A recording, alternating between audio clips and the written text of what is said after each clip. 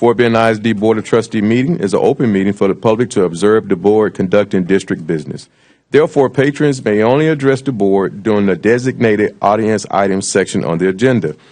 If you have printed material you want to present to the board, you must provide them to me or to any officer present. We also ask that members of the audience please be respectful of others by remaining quiet so that everyone is able to hear the proceeding. Thank you. The time is 11:01, and this meeting is hereby called to order. We have the presence of a quorum attending in person and online. Notice of this meeting has been posted online and at the Fort Bend ISD Administration Building for at least 72 hours. The first item on the agenda is public comments. We have 4 speakers. Do I need to read something else? First one. The first speaker is Mr. William Walton. There is a script. Yeah. 3 minutes. Okay, so each speaker has 3 minutes to speak. Dr. Gilliam will time, and Dr. Gilliam will give you 30 seconds prior. Thank you. Well, I appreciate the opportunity to be here again, and was here, last week or several weeks ago. Whenever the last meeting seems like a long time ago. I'm sure longer for y'all as you've gone through all this data. But again, there was a lot of concern, a lot of voices. I'm excited to be here today and see what other options are possibly out there. Seems like there are other options, especially with the community concerns, the SBOC committees that voice their concern for not being heard. I hope to see other things come out of this meeting as an observer. But if not, I urge the board again, please do not vote for the original boundary if that is what comes up again. I don't think it will. I think there'll be other options. But as a citizen, as a member of the county, as a member of the community, it's hard to sit for the last meeting and hear that voices and feedback wasn't being heard and then asking for a bond vote in the future. I just hope that there is a consensus here that there's other alternatives, and there have to be. We want the new school to open. We want everybody to be successful, but there has to be a different way to be fiscally responsible, maximize the use of all the schools across the district, and honor, even if it wasn't policy, what was written on the website, that families made financial decisions to buy homes, purchase them based on distance. I understand that what it meant now, I didn't at the time. And that wasn't explained correctly. So, again, appreciate the time, appreciate the opportunity to be here, and looking forward to hearing what's discussed. Thank you, Mr. Walton, to be here today. Next, we have Mr. Stratton. Mr. Stratton, you also have 3 minutes.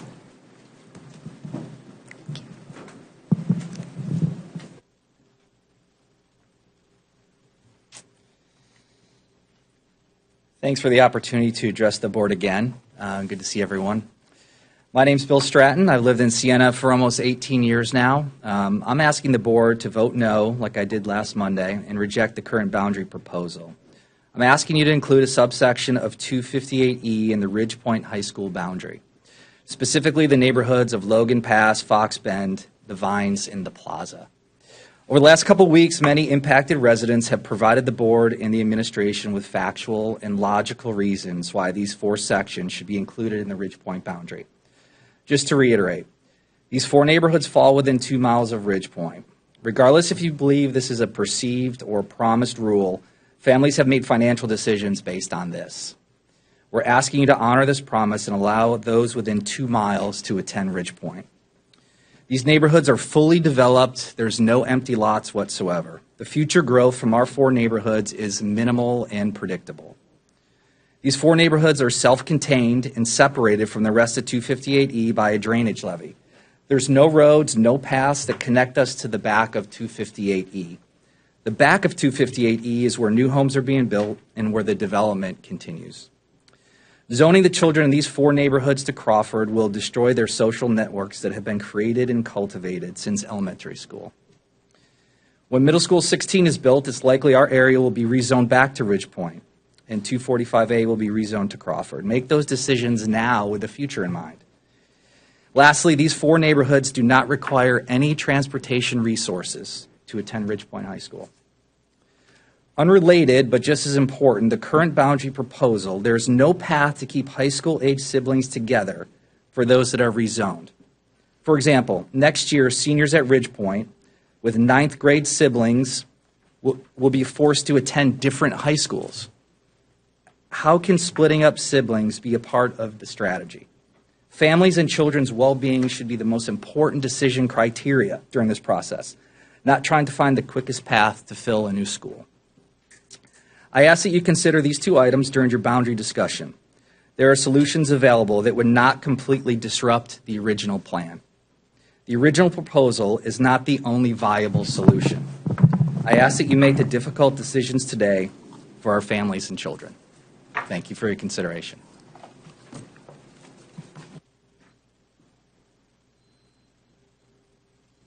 Thank you, Mr. Stratton. Ms. Allison Brown. Welcome, ma'am. You'll have 3 minutes. Okay, thank you. So like the others, I live in 258E, and I just want to agree with all the comments that you've already heard about the importance of proximity to school. We are a dual career family. We both work full time, so we specifically bought a house in a neighborhood of walking distance to all 3 schools, so that when my kids, who are young now, but when they're older and they have all these extracurricular activities available to them, they could actually participate. Because if they were relying on busing, they couldn't. The other thing that I just can't understand is this fixation on keeping Highway 6 as some sort of boundary. It's inconsistent with other attendance zones in the district that cross both Highway 6 and other larger roads. So looking at the projections, by the time my oldest starts high school, Crawford is already projected to tip over 100%. Within 10 years, we have Crawford at 114%, all while Hightower is staying under 85%. So it seems clear that this Highway 6 issue is sending multiple planning units to schools that are farther away by miles and creating an imbalance in utilization of the facilities. So with the proposal, the original proposal, we have kids less than 2 miles from Ridgepoint going more than 5 miles to Crawford. We have kids a mile from Hightower going over 6 miles to Ridgepoint, making both Ridgepoint and Crawford overutilized in less than 10 years and leaving Hightower less than 85% this whole time. So I don't understand how we can be expected to support a district and funds for facilities when you aren't even using them in well-reasoned ways. We've heard there were other boundary scenarios that were considered but rejected for unknown reasons. The comments from SBOC members really concerned me that there was a complete lack of transparency. Makes me think that these scenarios were rejected for reasons that were not well-founded.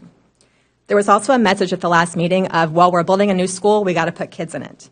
There are ways to accomplish that reasonably and logically without completely ignoring all the principles and basic logic. With the original proposal, we're all going to be back here in less than 10 years, and we're going to shift kids around once again. So please don't ignore all the feedback you've received. I know it's probably easier just to accept the original proposal and leave these issues for someone else in the future, but I really hope the district is not teaching our kids to address problems that way. So you have a chance here to make a more well-reasoned decision. Please don't take your responsibility lightly. Thanks.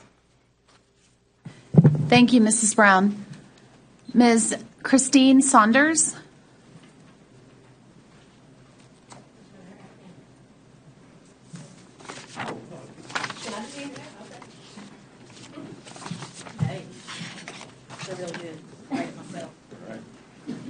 Welcome, Ms. Saunders. You too, ma'am, will have 3 minutes. Okay. Hey, I'm Chrissy Saunders. I live in the same little area that those jerks who went ahead of me live in. And I moved there in about 2020. I'm a small business owner. I've got 3 brats, 12, 10, and 4. Ugh. And they go to Thornton, Leonetti, and the little ones at home. So we moved here, and one of the main reasons that we're from Alabama. I have no clue where to live. I'm like, Sienna seems great. So, and I'm like, I can't swing a dead cat without hitting a school around here. This is going to be great. We can, they can walk, they can do whatever. And I'm a pubbie. I love public school. I went to public school, my whole, life. And I'm a tax and spend liberal. So you want a bond issue? Let's do it. All right. I love that. I am your demographic. And I love education. I have like 3 degrees. Let's get more of that too. So I'm your demographic, but you're kind of losing me here on this little drawing that y'all have come up with for the school zones, because like we're within 2 miles of this here one school, and I'm lazy. I don't want to drive 5 miles to some other school for extracurriculars because one of them can run and the other one plays an instrument, like they're special. And so I don't want to have to go all that distance, and neither do they, because that cuts into our family time and their softball time and so and whatever. So it doesn't make sense to me that this little pocket of Logan Pass, Fox Bend, the Vines, and also the Plaza, I kind of left that off my sheet, but why can't we just take those little areas that are so close to Ridgepoint and just scoot their boots on over to Ridgepoint? And then there are some people at the top of this map where Highway 6 is, and if I understand correctly, the kids from Quail Valley cross Highway 6 to go to Elkins. So how come the kids over on this other side of the map can't cross Highway 6 to go to Hightower, which is like a mile away, if that? So I'm just thinking, as logically as I'm capable of thinking, why not keep the kids that are closer to the school in the school instead of bussing them around and just making a mess? Unless there's some other reasons that I don't understand of why that would be. Why would you want to keep certain kids in certain pockets at schools when it doesn't make sense when it's several miles away? So that's all. I mean, that's just the dumbed down version of like, this don't make any sense, and please redraw it. And if it's a first draft, I'm a writer for a living these days. If it's a first draft, I don't ever publish that. And you think my readers would read that? No, absolutely not. This is a first draft junk given to you. Fix it up, make it pretty, publish it, and we'll all love it, and then we'll vote for you again and your bond issue. Thumbs up. Thanks, guys. All right. Thank you, Mrs. Saunders. That concludes our public comment. We'll move on to the third item today, which is information item A, what we're all here for, the Alameda Crawford High School Attendance Community Overview. And Dr. Whitbeck will begin with an opening. Well, good morning, everyone. Just to set the stage for the work that we have today, I want to share with you that the team has worked very hard these last days and nights to prepare new information for you, as well as to quantify a lot of the questions that you've had, as well as suggestions. So as a reminder, our main purpose in this boundary process is to relieve overcrowding at Ridgepoint and to populate Crawford High School with enough students for success. So today, what you will hear and be given data that is connected to the decision making, data on cap and overflow, data on sibling numbers, things like that. Then you will see a review of 5 scenarios. 2 are the scenarios you've already seen, including the original, and I believe it was called A. And now 3 others that are what I would call variations of that, based on feedback and questions from the board and from the SBOC. And you will also hear from the principals of the 3 schools affected for a very short amount of time, but to share with you the perspective from where they are at Ridgepoint, Crawford, and Hightower. So my last comment, though, that I do want to share, and I think this is very important, because we are talking about a high school boundary here. And a high school boundary is much more complicated than any other level that we zone. And having opened a high school myself, I will be honest with you, we are behind the 8 ball because this has been pushed and pushed. So I do implore to the board that we have a sense of urgency here, that Monday night we make a decision. And so that is because we have schedules, we have extracurricular, we have a lot of things that are complicated about high school that make it important that Monday night be our night. So I do ask that we work within the 5 scenarios. We have our consultant Karen here today. She can answer questions that you have about certain areas. And of course, you have a thorough packet in front of you. We've also added transportation costs to each scenario, so you'll be able to see those breakdowns. So workshop style, we will begin, and I'm going to turn it over first to hear from our principals. So we're going to start with Lynn Brogan at Ridgepoint. Thank you, Dr. Whitbeck, Board President Malone, trustees, thank you. We appreciate all the work that you do for our students in our district. Ridgepoint is committed to fully educating and loving on every child that comes through our doors, no matter how many that number is. Since we opened, our enrollment has increased every year. And over the last 2 years, there's been a sharp increase. And that is largely in effect to the 8th graders coming in from Baines and Thornton. Our two largest classes right now are our 10th grade class, which is the class of 2025, and as of today, we have 822 kids. And our 9th grade class, the class of 2026, has 887 kids. So we have 1,709 kids in 2 grade levels. When you add in our 11th and 12th graders, we have, as of today, 3,108. So that enrollment, it causes some challenges that we've had to face over the last couple of years. Things like lunchroom, giving enough area for every kid to have a comfortable lunch. We have additional seating, foldable chairs and tables all along Main Street for our kids so that every kid has a safe, comfortable place to be able to eat. When we got our first group of temporary buildings 6 years ago, we had to increase the passing period time from 5 minutes to 6 minutes so that our kids could, again, comfortably get from one part of the building to another part and take care of themselves if they had to. Our hallways are congested. There's no doubt about it. The building was made for 2,400 kids. We have 15 temporary buildings, which is 30 classrooms. So every 48 minutes when we're changing classes, we have anywhere from 700 to 800 kids who are coming into the building and are changing classes. And the design of the building, it's one Main Street down the entire building and one over street that basically almost all the kids have to use. So one of the things that I'm sure you see is at the beginning of every school year, there's that picture that is sent out from somebody upstairs that takes a picture of downstairs in the congested hallways. I know it goes to you guys and it goes to me. And it's usually a still photo, so it looks like, kids are shoulder to shoulder, which they are, but they're moving. And the great thing, our kids are awesome. They follow the procedures that we have put in place, walk to the right, use the designated stairwells that are up and down. They're patient, they're respectful of each other in the hallways. Thankfully, we have not had to, any large major issues, but it's a safety concern. It really is.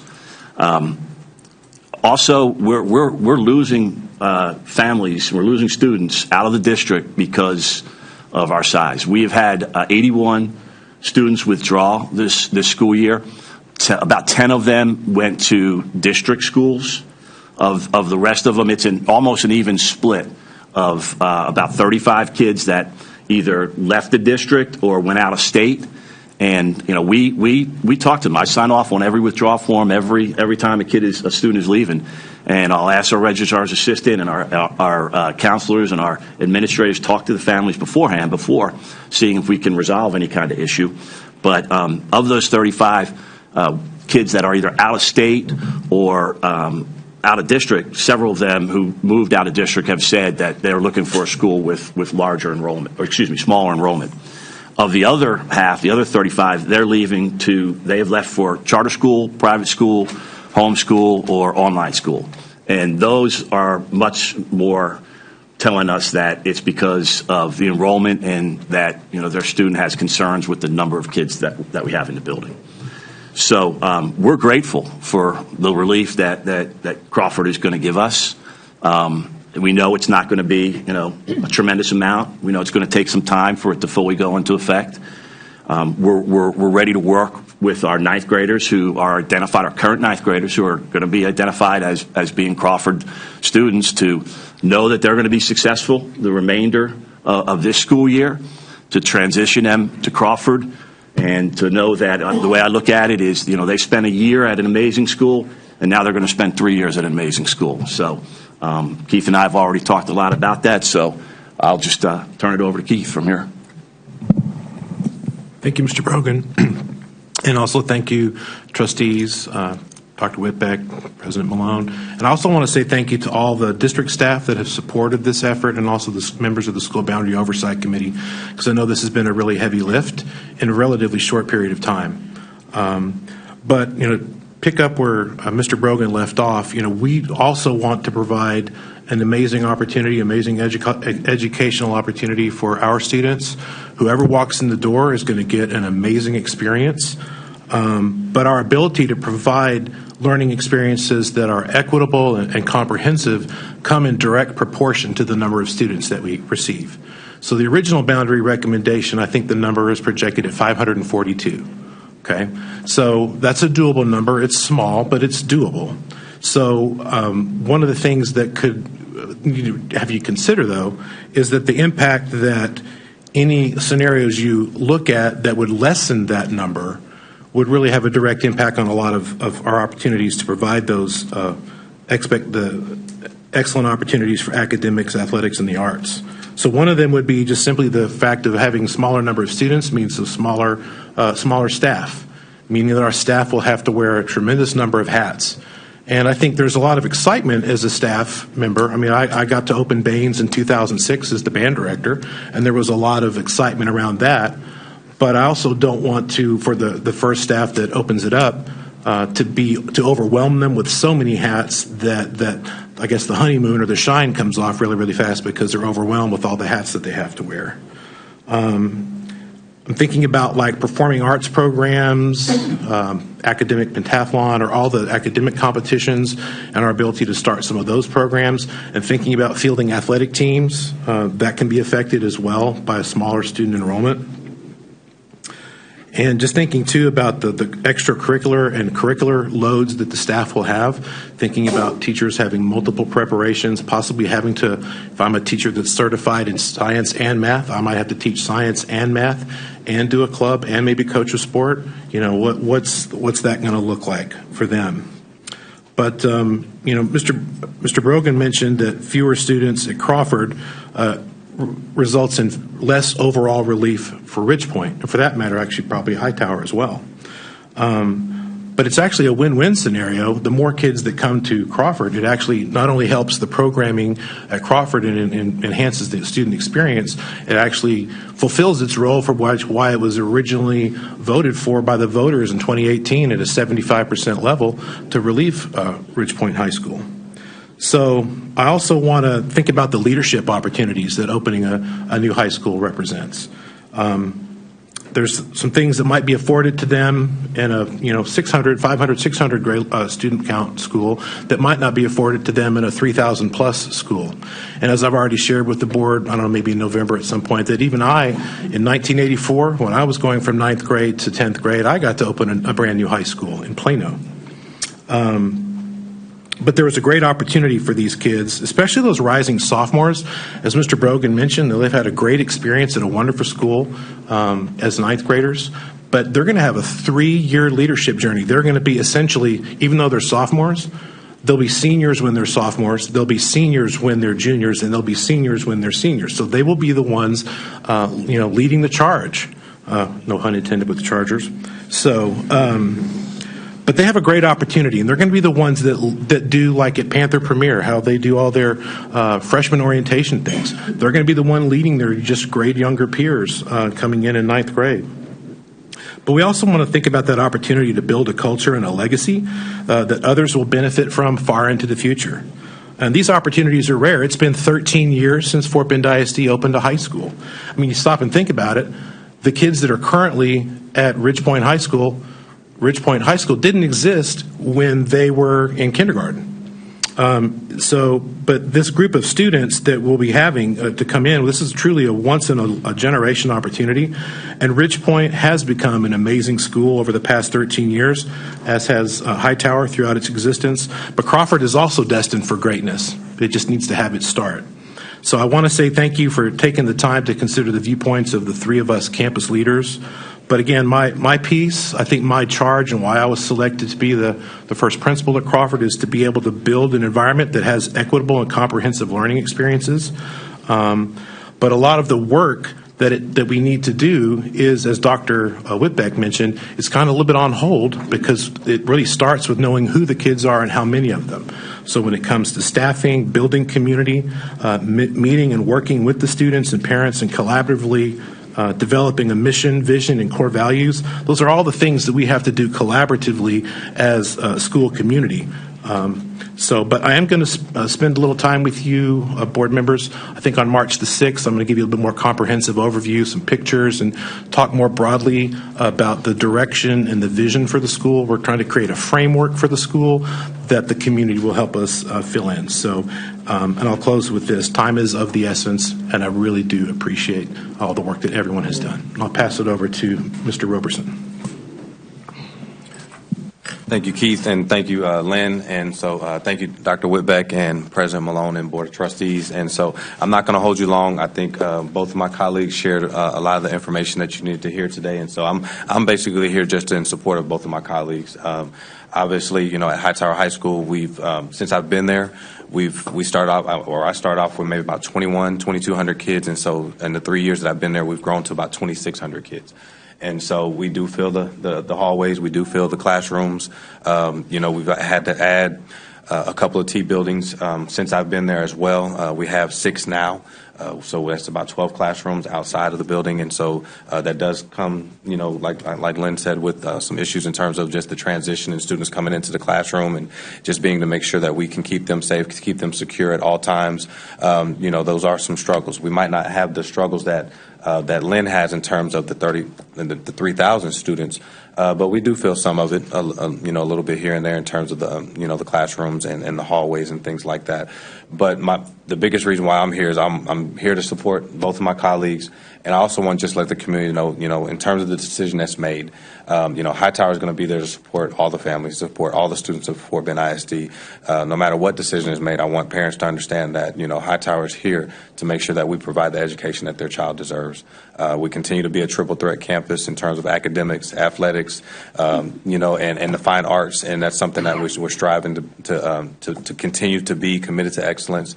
And so I want to make sure that everybody understands whatever decision is made, you know, Hightower is going to support it, and we're going to make sure that we do what's best for children.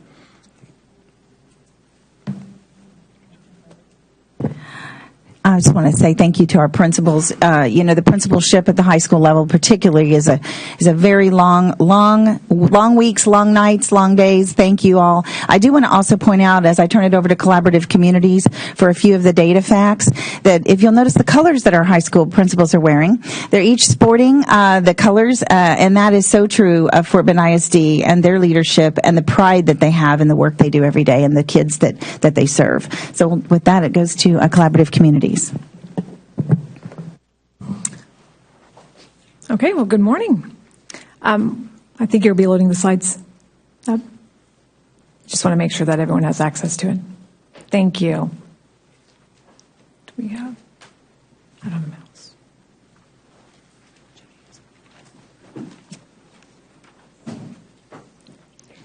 Thank you, Jody. If you can click to the next slide. Next slide. This is just simply a reminder. I think that Dr. Whitbeck had touched on this, but the scope of work that was presented during the annual enrollment review in March of 22 was purely to open up Ferguson and open up Crawford, and of course alleviate Bridgepoint. Next slide, please. So there have been some questions regarding, what logic is used when regional recommendations are developed. What logic does the team utilize? And so this is simply here to really just articulate to you all and to the public how the team and our boundary planner and demographer utilize this logic in coming up with recommendations and the scenarios that you are seeing. You'll see an image of a ripple effect, and that I want to just really hone in on that, because it's really easy to look at the maps and want to move pieces around. It's fun sometimes. You're like, okay, well, what about this here and what about this here? And there are multiple scenarios I think that the team has gone through, and we can continue to go through, but looking and utilizing each of these pieces I think is a critical factor, because one move could essentially have an impact somewhere else that we may see or we may not see in our future decision making. So we utilize the policy FC local as our guiding principles. There are 8 decision principles that we have shared previously. We've shared this with our school boundary oversight committee as well. So utilizing that policy as guiding principles and developing the recommendations, ensuring the least amount of disruption for students. Developing a strategy that minimizes multiple student moves. Again, as we look at a map and we might move particular planning units in certain areas with the growth, especially in the southeast, there may be moves later for these students, and we want to minimize the moves that they might have to make in the future. And so that's really part of what went into the recommendation development. Consistency, I want to highlight that as well. Consistency in our approach. If we are making exceptions for one area and I'll give you an example, just the 2 miles, that's really tricky because there are other campuses, I think, in our district that are within walking distance. And so we just want to be really mindful of that because it does have those ripple effects when making an exception in one area. Well, what about the other area? And so how do we handle that in terms of our decision making? Understanding that the sensitivity, we know that the community is passionate about change and about moves, and our goal really is our goal has been student-centered and keeping our students together. And these are hard decisions. I think I said that in our last meeting. I don't envy anyone sitting around this table in terms of making this decision. It's hard. It's hard work. It's, again, something that seems simple may have those impacts later that we may not see right now. And really, again, focusing on our students and leveraging our internal and our external subject matter experts. I won't go over this in too much detail as we've seen. Our next slide, please. If you've seen the decision principles, as I mentioned, there are 8, and we utilize these in terms of coming up with the scenarios. You'll see that later on from Karen, who's on our call, as we walk through the scenarios that you'll see today. She will also walk you through the decision principles and how those were met. Next slide, please. I do want to pause on this slide, especially for the Board of Trustee members. You may want to keep this information handy as we are walking you through each scenario. This is the current data that we have in terms of our cap and overflow at Hightower. Those are the numbers by grade level. You will also see the transportation cost. We mentioned this on our February 13th meeting with you all, that currently our Department of Transportation is incurring a $233,000 cost for cap and overflow students at Hightower right now.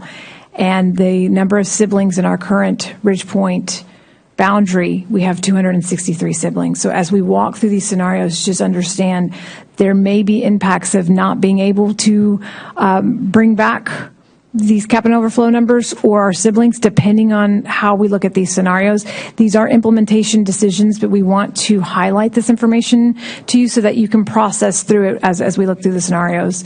And then last but not least, you'll see on the map that there are certain highlighted numbers. And so I know that many of you have had questions around how many students are in a specific planning unit, or if we made this move, how many students would that impact in terms of opening Crawford?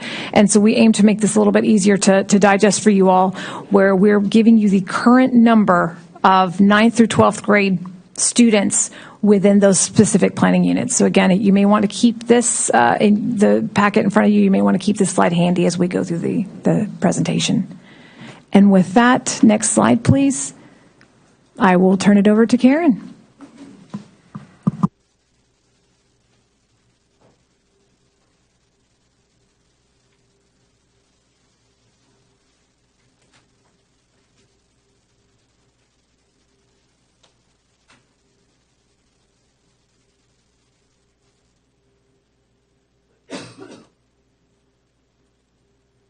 How about now? Can you hear me now? Okay. Yes. I'm going to go, but okay, great. Thank you. All right. So this is our original recommendation. No changes from the last time we presented this. The map shows what the map would look like with the original recommendation. And then on the right, we have our feeder patterns. We did highlight every change that's going to occur in the original recommendation. And this is kind of the same throughout the whole presentation. We've highlighted all of the changes. So if you look at the feeder pattern, we have Hightower. We're introducing a Hightower split from Baines that contains Goodman and Burton. And then at the Crawford level, everything is highlighted because Crawford is new for everyone. Go ahead and go to the next slide. And Karen, I'm going to interject for just a moment for our Board of Trustees. We actually have large printouts of the maps. So as she's going through it, you'll be able to have a larger printout for you. Awesome. Thanks for doing that. All right. So these are our metrics for the original recommendation. As you can see, we have Crawford starting out with 542 students in 9th and 10th grade, and that is going to increase over time up to almost 3,200 students in the next 10 years. Looking at Ridgepoint, we do get Ridgepoint under 100% utilized once all of the phasing phases out, if that makes sense, because you're allowing some of that grandfathering going in. So those numbers do include that. And then looking at Hightower at the top, the only change to Hightower are those pieces of Burton and Goodman that we are putting into that feeder. So looking at our considerations, the original recommendation keeps more students together throughout their entire educational experience. We're keeping neighborhoods together. We are introducing feeder pattern splits. That's going to be the same throughout any of the scenarios that you're going to see today. Unfortunately, there's not a way to get around that when you're at a brand new high school. We are utilizing consistent and natural boundaries. It aligns with policy SC local, the decision principles. It considers unknown future enrollment and minimizes student moves. I think that's pretty important. That was kind of what we looked at in a lot of the scenarios, were minimizing the number of students moved, knowing that we may have to move them in the future. It does allow for Crawford to open with more than 500 students. That's a big positive. The Crawford High School attendance community will need to be reviewed in the future due to continued growth in the outer years. And this does not allow all students in walking distance to attend Ridgepoint High School, as they will now need to use a bus or car transport to Crawford High School. So that is something we recognize. Looking at this, I do want to point out, I don't know that you've seen a chart that shows the Hightower numbers that includes the students at the academies. So in all of these slides, you're also going to see a table that shows the Hightower utilization when we include all of the academy kids that were not captured as part of the new Hightower boundary. Next slide, please. All right, and now we're going to go through the scenarios. A couple of them you've already seen before, and then there are some new ones. So scenario A is keeping 258E at Ridgepoint High School. In the original recommendation, this area is moved to Crawford. And then moving 245A, I believe this is called Twin Peaks. I think that's the neighborhood. And they would be moving from Ridgepoint to Crawford. Looking at our feeder patterns, we do have a three-way split at Baines now. Something to note, the other 20% of Baines that's not on this chart would be attending Hightower. That's those pieces from Burton to Goodman. We're also introducing a feeder split from Schiff to Crawford, an 11% feeder split, and I want to note that the Baines feeder split into Crawford is only 5%, which equals probably between 15 and 20 students total per class. So a very low feeder percentage split. In all of these, we are splitting Leonetti. If you see where Leonetti is located, it's actually south of Siena Parkway. So it's on the same campus as Thornton. Looking at that, there would be a 10% Leonetti to Thornton split. Leonetti to Thornton to Crawford split. Leonetti would attend Thornton in full. That Leonetti split will grow over time to approximately 25 to 30%. So it's pretty low right now, given the growth in the area. There is quite a bit of construction going on right around that campus. The feeder pattern will improve. Looking at our transportation costs as well, when we move 258E to Ridgepoint, the cost would be $3,400. The back half of 258E does require transportation, regardless of the scenario. And then looking at 245A, sending them to Crawford, that would be a cost of $14,500. Next slide, please. All right, so this just shows the utilization and metrics for this scenario. So looking at this, we would only get Ridgepoint under 100% utilized for 1 year. That's the 25-26 school year. After that, they would be back up to over 100%.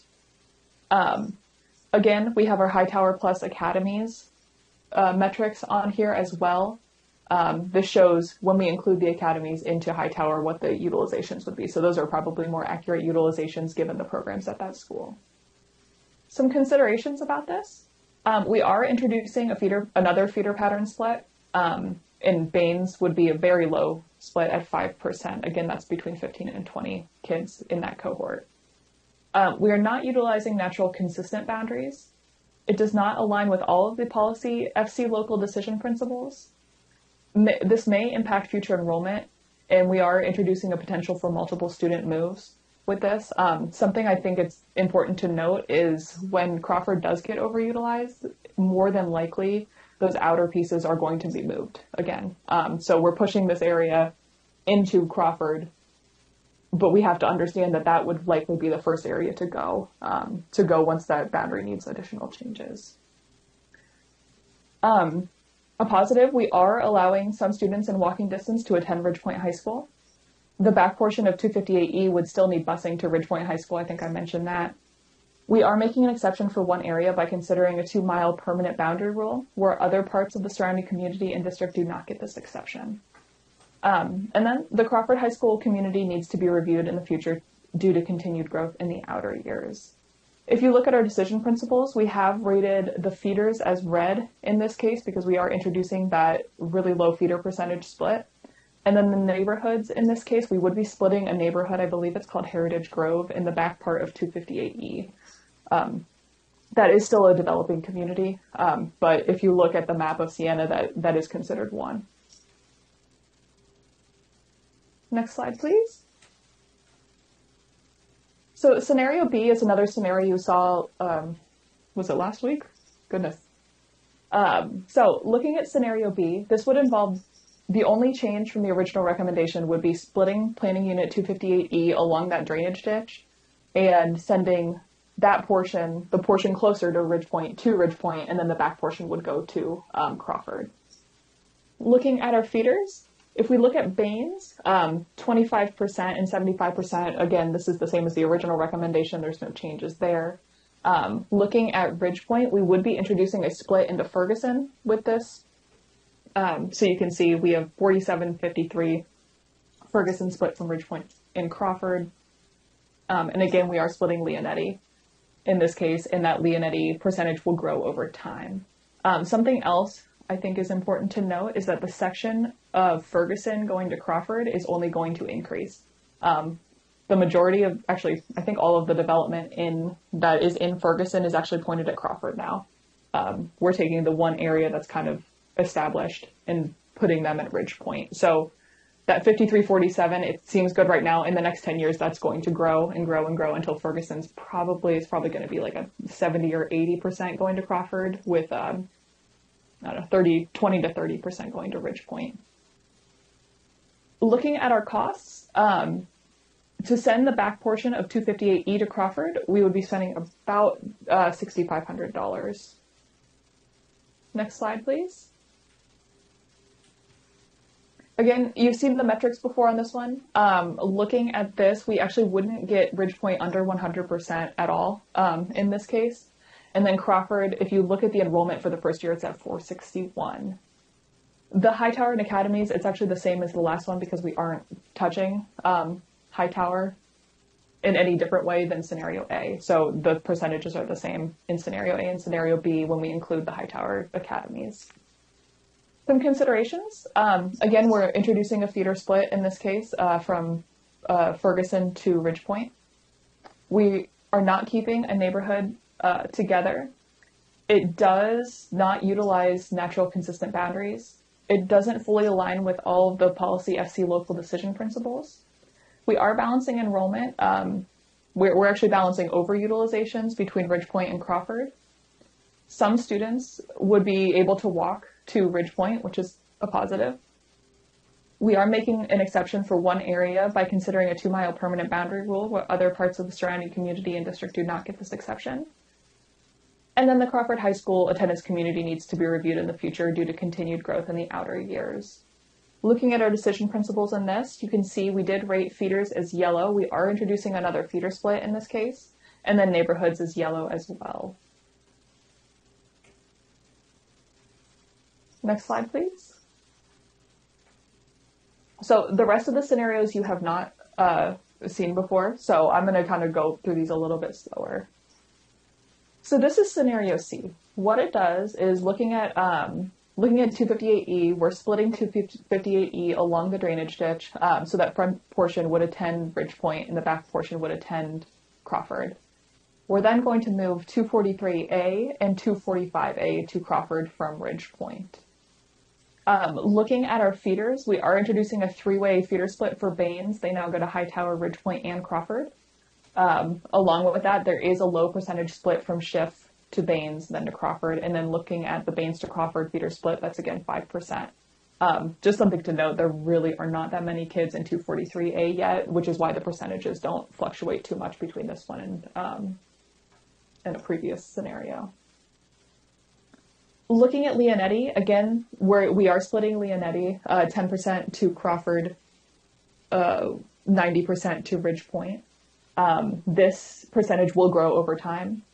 And then that Ferguson, same deal with the Ferguson boundary. The Ferguson portion that goes to Crawford will only increase, whereas the Ferguson portion that goes to Ridgepoint will decrease.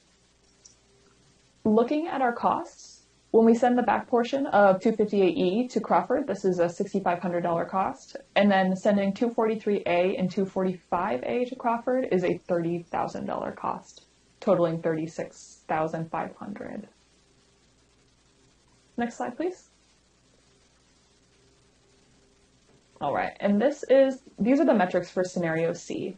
So looking at this, you can see we do actually relieve Ridgepoint greater than the original recommendation, where we have them below 100% until we get to 32, 33, and that's actually like a 99.8 or 9% there. So technically under 100%, but real close.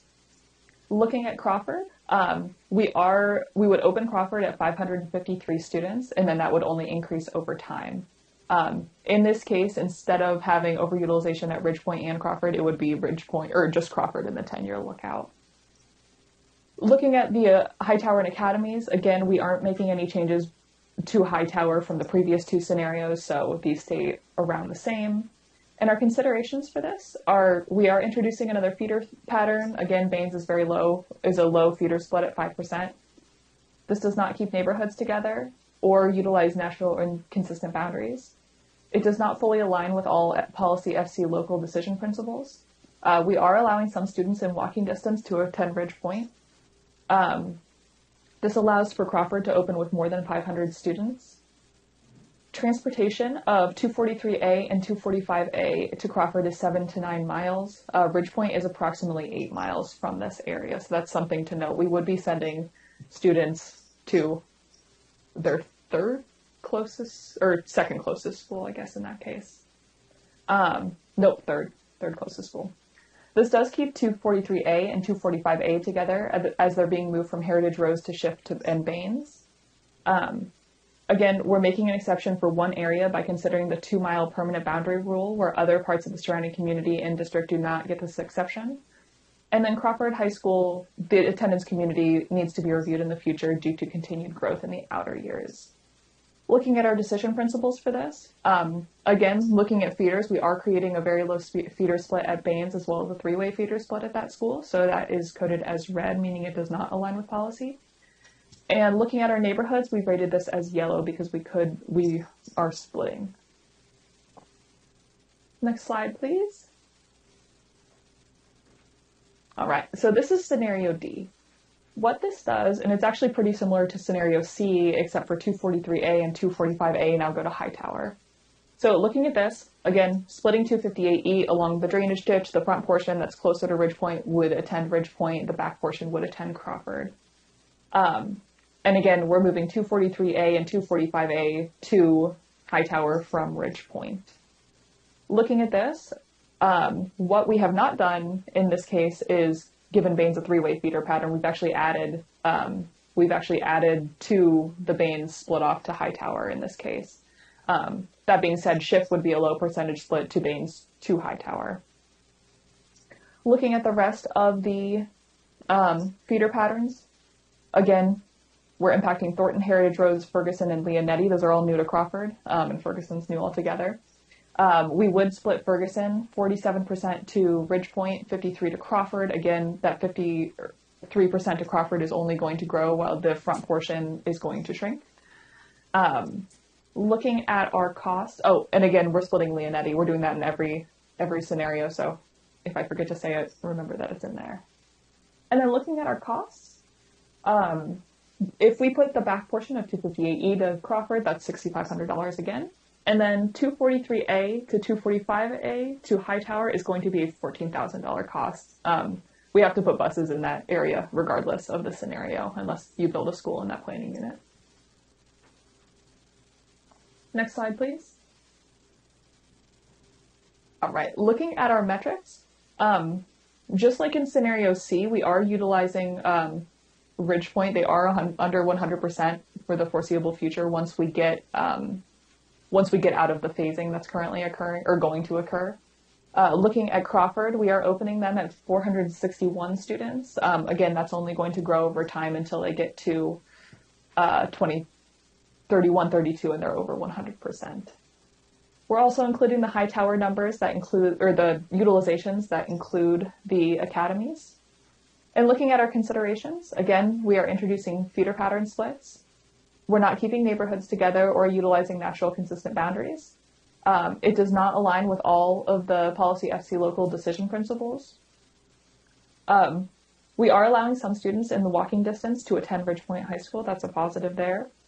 We're keeping 243A and 245 together as they're being moved from Heritage Rose to Shift to Baines, and it allows for them to attend a closer high school. In the last scenario, you saw they moved to Crawford. Hightower is closer to them.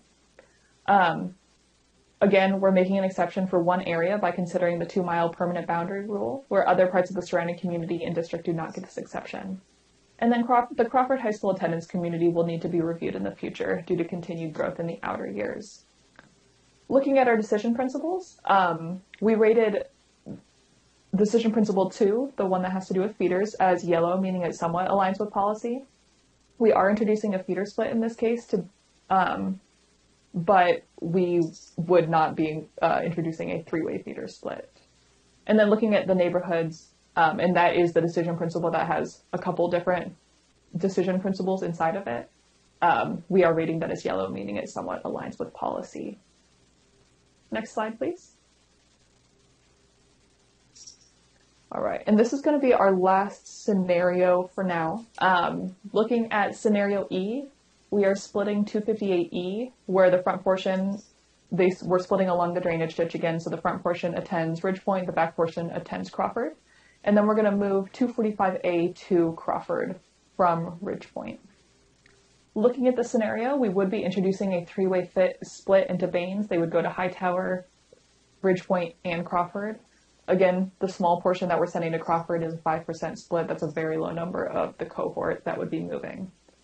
We're also introducing a feeder split to Shift. The Shift goes along with Baines. That's a 12% split, turns into a 5% split at a middle school to high school. Looking at our costs, again, the back portion of 258E attending Crawford would be a $6,500 cost, and then 245A moving to Crawford would be a $14,500 cost for a total of $21,000. Next slide, please. So looking at the utilizations in this one, we are opening Crawford at over 500 students. That's a positive there. We're at 542. Something to note about this one is actually next year, the 245A and the front portion of 258E, they have the exact same projected enrollment for next year. So that's why we're not seeing a different number of students in that case. We had to double check that this morning because it seemed off, but they are projected to have the same number of students for the first year. Projection wise, they grow at different rates. Some considerations for this. Again, we are introducing a feeder split. Baines has a very low feeder split at 5%. We're not keeping neighborhoods together fully. We're not utilizing consistent natural boundaries. It does not align fully with policy FC local decision principles. This may impact future enrollment. Again, we may be introducing a potential for multiple student moves. We're allowing some students in walking distance to attend Ridgepoint High School. We are making an exception for one area by considering the 2-mile permanent boundary rule, where other parts of the surrounding community and district do not get this exception, and then the Crawford High School attendance community needs to be reviewed in the future due to continued growth in the outer years. Looking at our decision principles, For scenario E, and I do apologize, we had this listed as scenario F previously, so it says scenario F on this. This is for scenario E. We figured F is not good in terms of schools, so we decided to forego that letter altogether. So looking at this, we do have greens other than at the feeders. Again, we're introducing that feeder split at Baines and Schiff, so that is coded as red, meaning it does not align with policy. Next slide, please. So I think this slide is pretty fun. What this shows is all of our scenarios, including the original recommendation. We show the number of feeder splits, the number of new feeder splits. So keep in mind, any new feeder split to Crawford should be included in this. We are showing the number of students the number of students in the 23-24 school year, as well as the utilizations for each of our surrounding high schools. And then looking 10 years out, we're showing what the projections would show with the number of students and then percent utilized at every building. And we'll give you a minute to digest this because I know it's a lot of information. Looking at our feeder splits again, as we're going through this, I can just name the feeder splits that we're introducing. For the original recommendation, there are 3. We have Leonetti to Crawford, Thornton to Crawford, and Baines to Hightower. For A, we have Leonetti to Crawford, Thornton to Crawford, Baines to Hightower, Schiff to Crawford, Baines to Hightower, and Ferguson to Ridgepoint. B is Leonetti to Crawford, Thornton to Crawford, Baines to Hightower, and Ferguson to Ridgepoint. C, we have Leonetti to Crawford, Thornton to Crawford, Baines to Hightower, Schiff to Crawford, Baines to Crawford, and Ferguson to Ridgepoint. D, we have 5, Leonetti to Crawford, Thornton to Crawford, Baines to Hightower, Schiff to Hightower, and Ferguson to Ridgepoint. And then finally E, Leonetti to Crawford, Thornton to Crawford, Baines to Hightower, Schiff to Crawford, Baines to Crawford, and Ferguson to Ridgepoint. So with that, if you go to the next slide, I believe we are on our question and discussion section.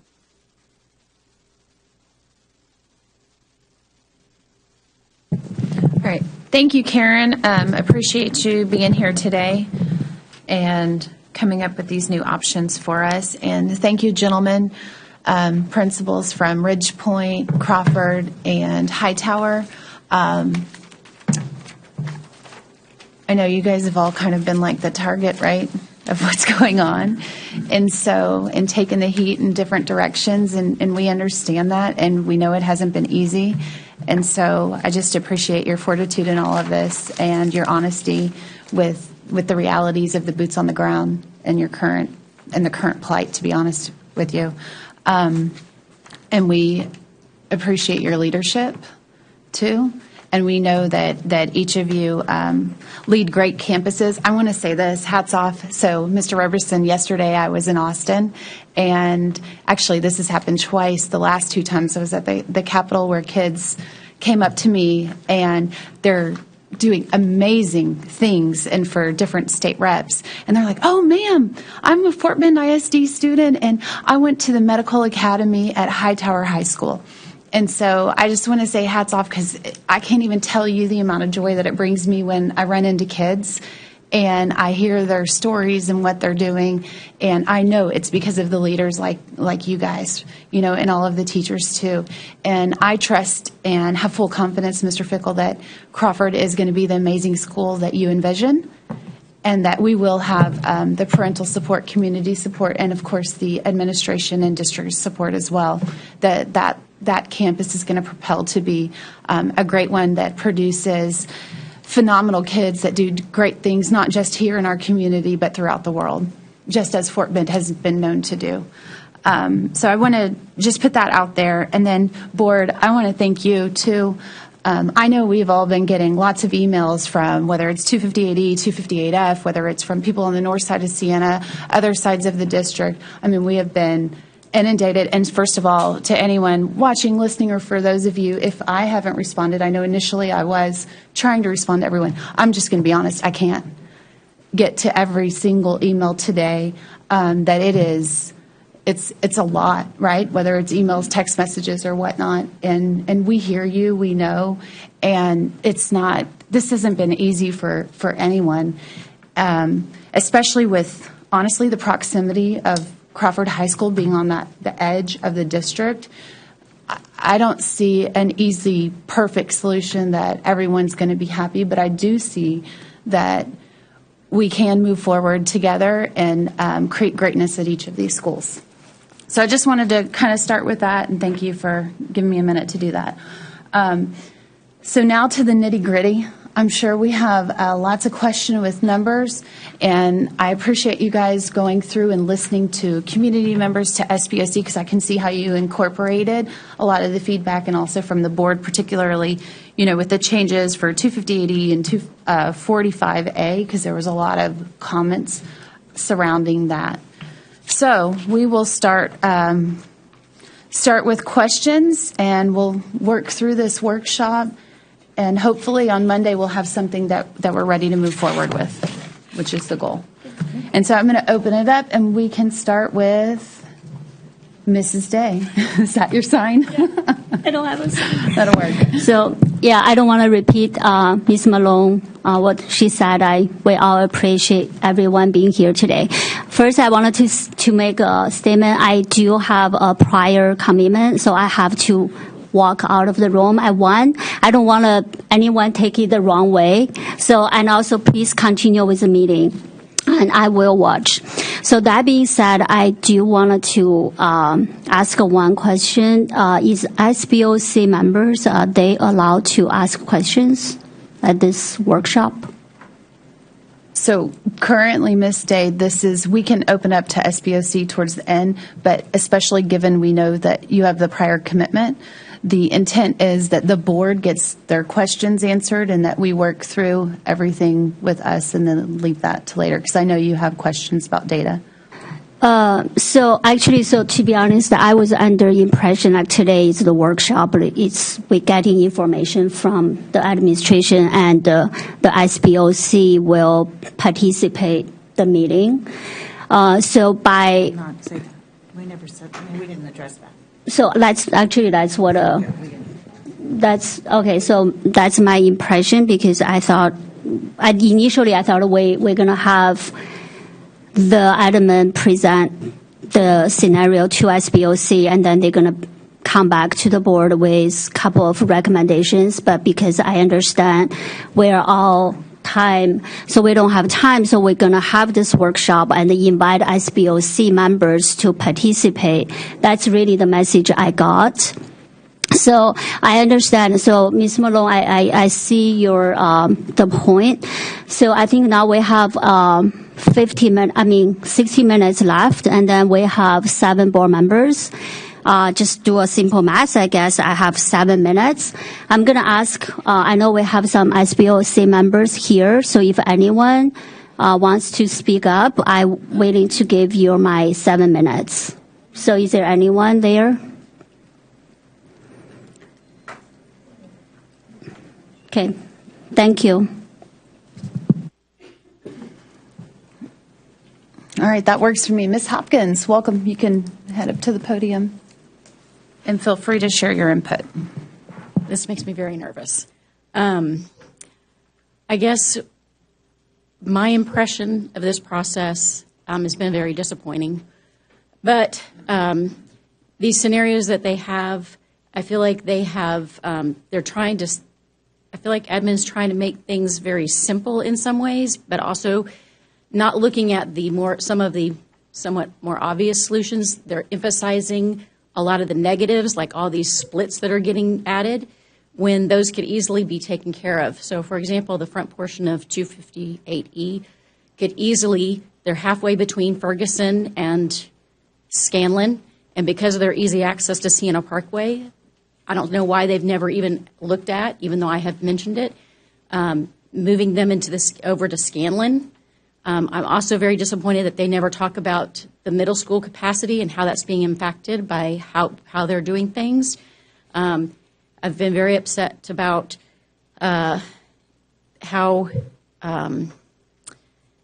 SBOC really hasn't had really any input into how a lot of these recommendations have been developed. It's just been presented that this is it, and we just want you to check off that you agree that we think that these are the right solutions. rather than actually having and listening and getting good feedback from us. And when we ask questions, we get non-answers or no answers. But I think that a lot of these things could be a little bit easier. I think there's still some solutions that actually would work a lot better long term if you would look at where you're moving some of these pieces and moving them a little bit differently than what you're talking about so that you can clean up some of these splits and take away a little bit of those negatives.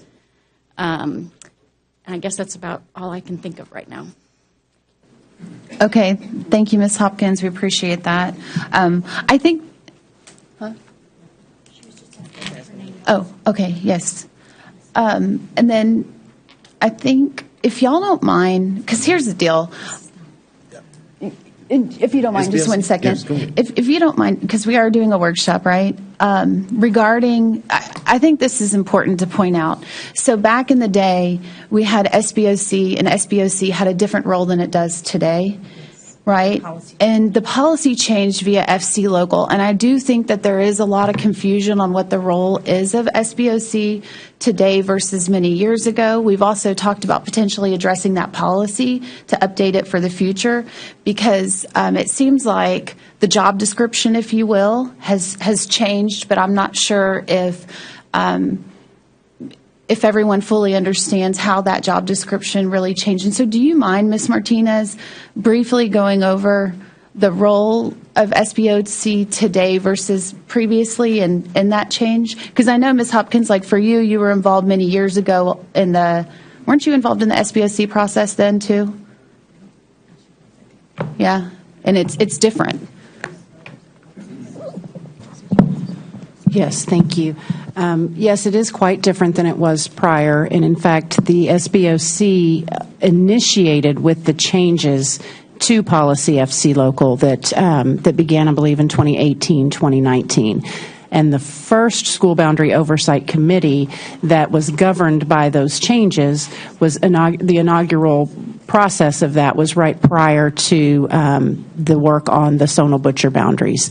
And so we had an engaging process with the community prior.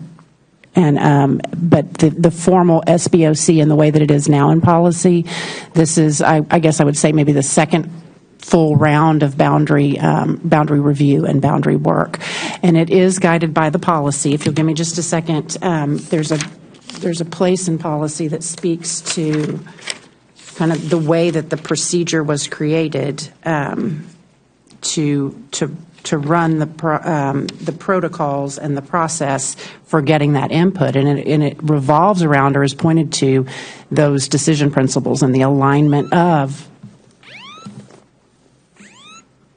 Sorry, must have been hitting my phone, calling. Did not mean to do that. It was against the bracelet. Sorry. If they show up, somebody tell them. Oh, no. The alignment to those decision principles being the focus of determining that work. And so if you'll give me just a second, I can pull that straight from policy if you would like to know that. But it is different from years ago. However, it is not different from the way that the SBOC functioned for the Sonal Butcher boundaries most recently and through the most recent update of that policy. All right. Thank you, Ms. Martinez. Sure. And Sonal Butcher was a lot different. High schools. Absolutely. Yes, ma'am. High school's much more contentious, if you will. Mr. Rainwater, I know you wanted to speak, sir. And thank you, too, for participating on the SBOC. We appreciate it. No problem. What I would like to say is that, it's kind of the SBOC to me, we weren't given a lot of information, and I don't see how one expects you to come up with a workable solution if all the pieces are not given to you to consider. Also, how can Fort Bend ISD, and I do say Fort Bend ISD as a whole, ever intend or ever expect to solve all the issues that it has if it does not take under consideration every part of Fort Bend ISD, like when you're redistricting and redoing some of the schools, you're leaving out certain schools and things like that. That doesn't help to me. I mean, you have certain East Side schools like Marshall and Willow Ridge and some of those schools that are underutilized, but you're not doing anything to go ahead and make sure that they, in the future, are viable to you. And it appears to me that what you have is an unwillingness to face the issues that you really have, which are that unless you utilize all of your assets, you'll never come up with a workable solution that's going to last. And until we can look at everything and look at it as one Fort Bend ISD instead of looking at it as pieces of Fort Bend ISD, you're going to have the same problems. And you're going to have the same problems year after year and time after time because we don't want to look at things in the reality in which they are. And that's what I see, because like I said, the SBLC was not given a lot of information. It's like the lady before me said, it's like a rubber stamp. And if that's what you want, then you're going to continue to have the problems you got. Anyway, thank you.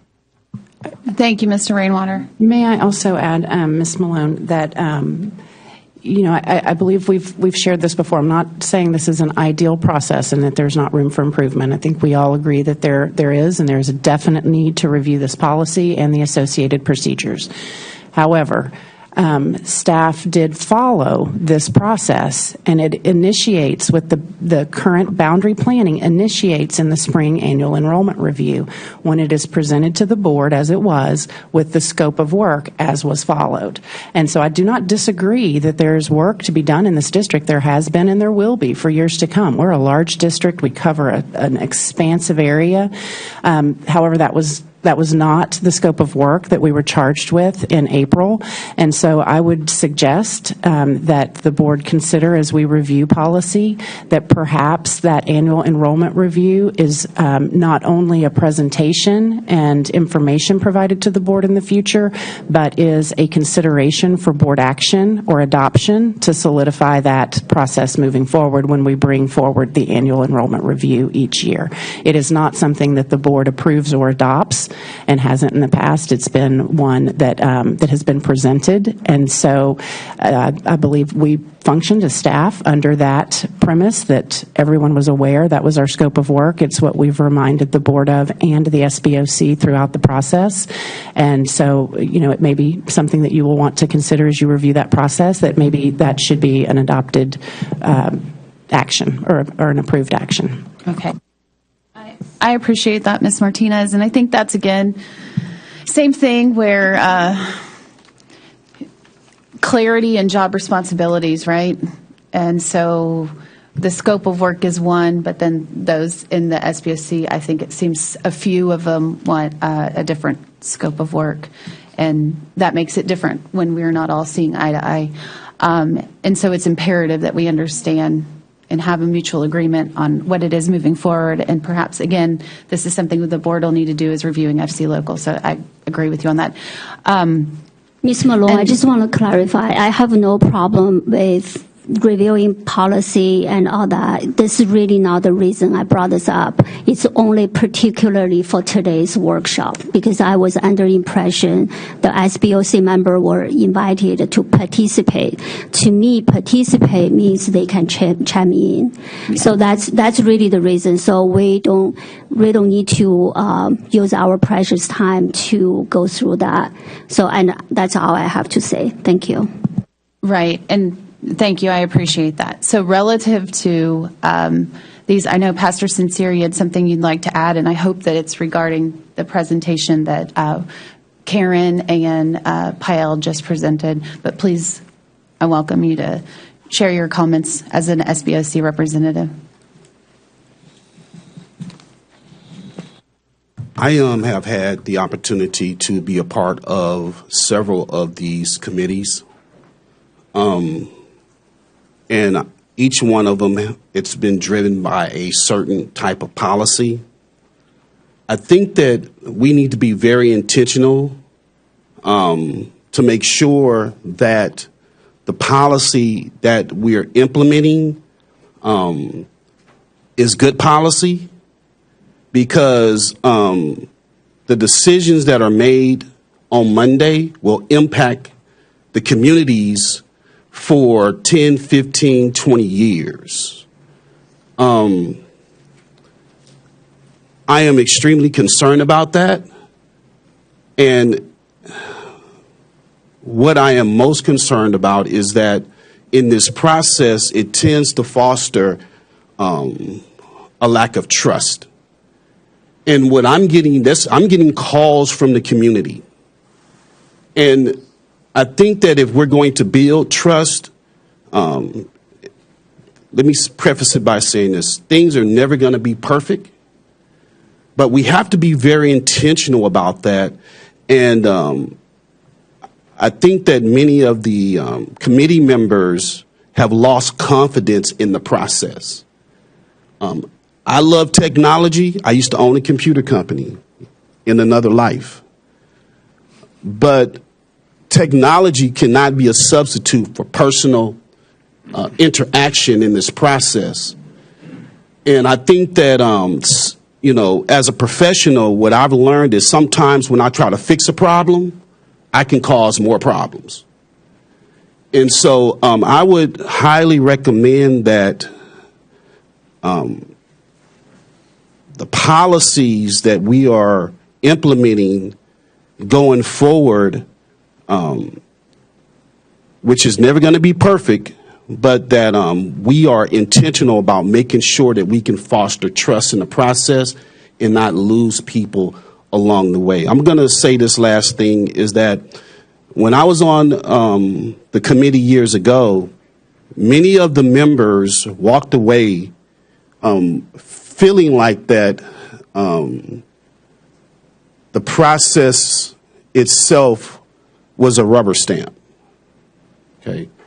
And so I think that here again, we need to be intentional about that. We sit on these committees, we volunteer our time, and we just want to make sure that our recommendations are being taken seriously, that we're being heard, and we're not just checking another box. Thank you, sir. All right. And I understand everyone feels like a rubber stamp. I hope, though, that you do see, for example, something we heard back is 258E and 245A, and that the district's listening, folks, that this isn't perfect. And so I do want to acknowledge that they are trying, that they've, of course, heard my own feedback, right? And it's not always the most pleasant. But you guys are listening and working hard, and I know you've been putting in countless hours, so I want to tell you I appreciate that you're in a really kind of difficult position, and it feels like it's a no-win solution, to be honest with you, looking at this and the zoning of Almeda. I think there is a win somehow, some way, but I just hope that we can all try to find a way to work together as a community, the SBOC, the different neighborhood groups, administration, and know that we're all pushing forward to do what's best. And honestly, right now, the point is Crawford High School and doing what's best for opening that school and positioning Mr. Fickle so he can open the school. And part of that with us, and even with me, has been slowing that process down to try to get it right. And with that, though, I'm sorry, sir, that you're losing time because of it. But the goal is to get us off in the right direction with that. So I hope, board members, I guess now, do y'all have questions regarding the specific, Ms. Hannon? Okay. Okay, I have some specific questions about the information that was presented, and thank you, Karen, for the information. So on the page that you've given us that shows the forecast of what the numbers look like for the original recommendation through E, the table, are the projections on are the projections on all of the academy, the Hightower High School? So we have 84% and 92%. Do those include any of the academies in that projected percentage? It doesn't. What does that get? What does that percentage look like with the academies? Because that matters, Right. that Yeah, it when we're does. looking at balancing. About 5%. It's about, so it would be an additional It is 5%. So it would get Every us, year. it would get us still, Hightower would still be under 84%. I also, and I'm not sure who can answer this, but I have a question regarding, I've had some concerns when I read the pros and cons charts in the past, and then when I see the considerations here, the considerations seem a little bit one-sided to me. But so I heard during your presentation, and it was one of the considerations, and it said making an exception, this is a consideration, making an exception to the 2-mile decision principle where other parts of the surrounding community do not get this exception. That was a quote. So which other Siena neighborhoods would not be attending Ridgepoint High School that are within 2 miles? Who in Siena is this exception also not impacting, other than that little enclave that we're talking about with the plaza, the Fox Trail, the Vines, and Logan's Pass? So if you look at the Leonetti and Thornton campus, there's houses right in that area. Those houses are also within the 2 miles. What is the planning unit? Ooh, give me just a minute and I can tell you. I think 258B, I believe. I think that's a B. It's just south of Ridgepoint. 258B? Correct. Yep. And 258F. Okay, and do we have any idea how many students that is? Because we haven't discussed those. I can give you a rough number. And I also haven't heard from, some of my fellow board members may have, but I haven't heard from any of those parents. So that's interesting to me. There are 7 current high schoolers, but that area is actively under construction. Okay, so we haven't built that, so that is not a built-out area. Okay. Correct. Okay, so I actually had the board, because I wanted everyone to have the policy, because we keep referring to the policy. And again, I want to remind people that a board workshop, and when we're on the dais, this is the only time we can all talk together. And so my intention, I am very grateful for the SBOC. I am grateful for everyone today here at this table. But I want us to remember this policy, because I keep hearing that we're following policy. And if I look back at the policy, it's important to me, because this is our blueprint, right? And if we can't follow our own policy, we're in a world to hurt in the governance department. So under boundary change process, because I actually think this policy is written quite well. I really do. Under boundary change process, under number 1, it says the committee may accept, modify, or reject the administration's original recommendations based on guidelines in the current board policy.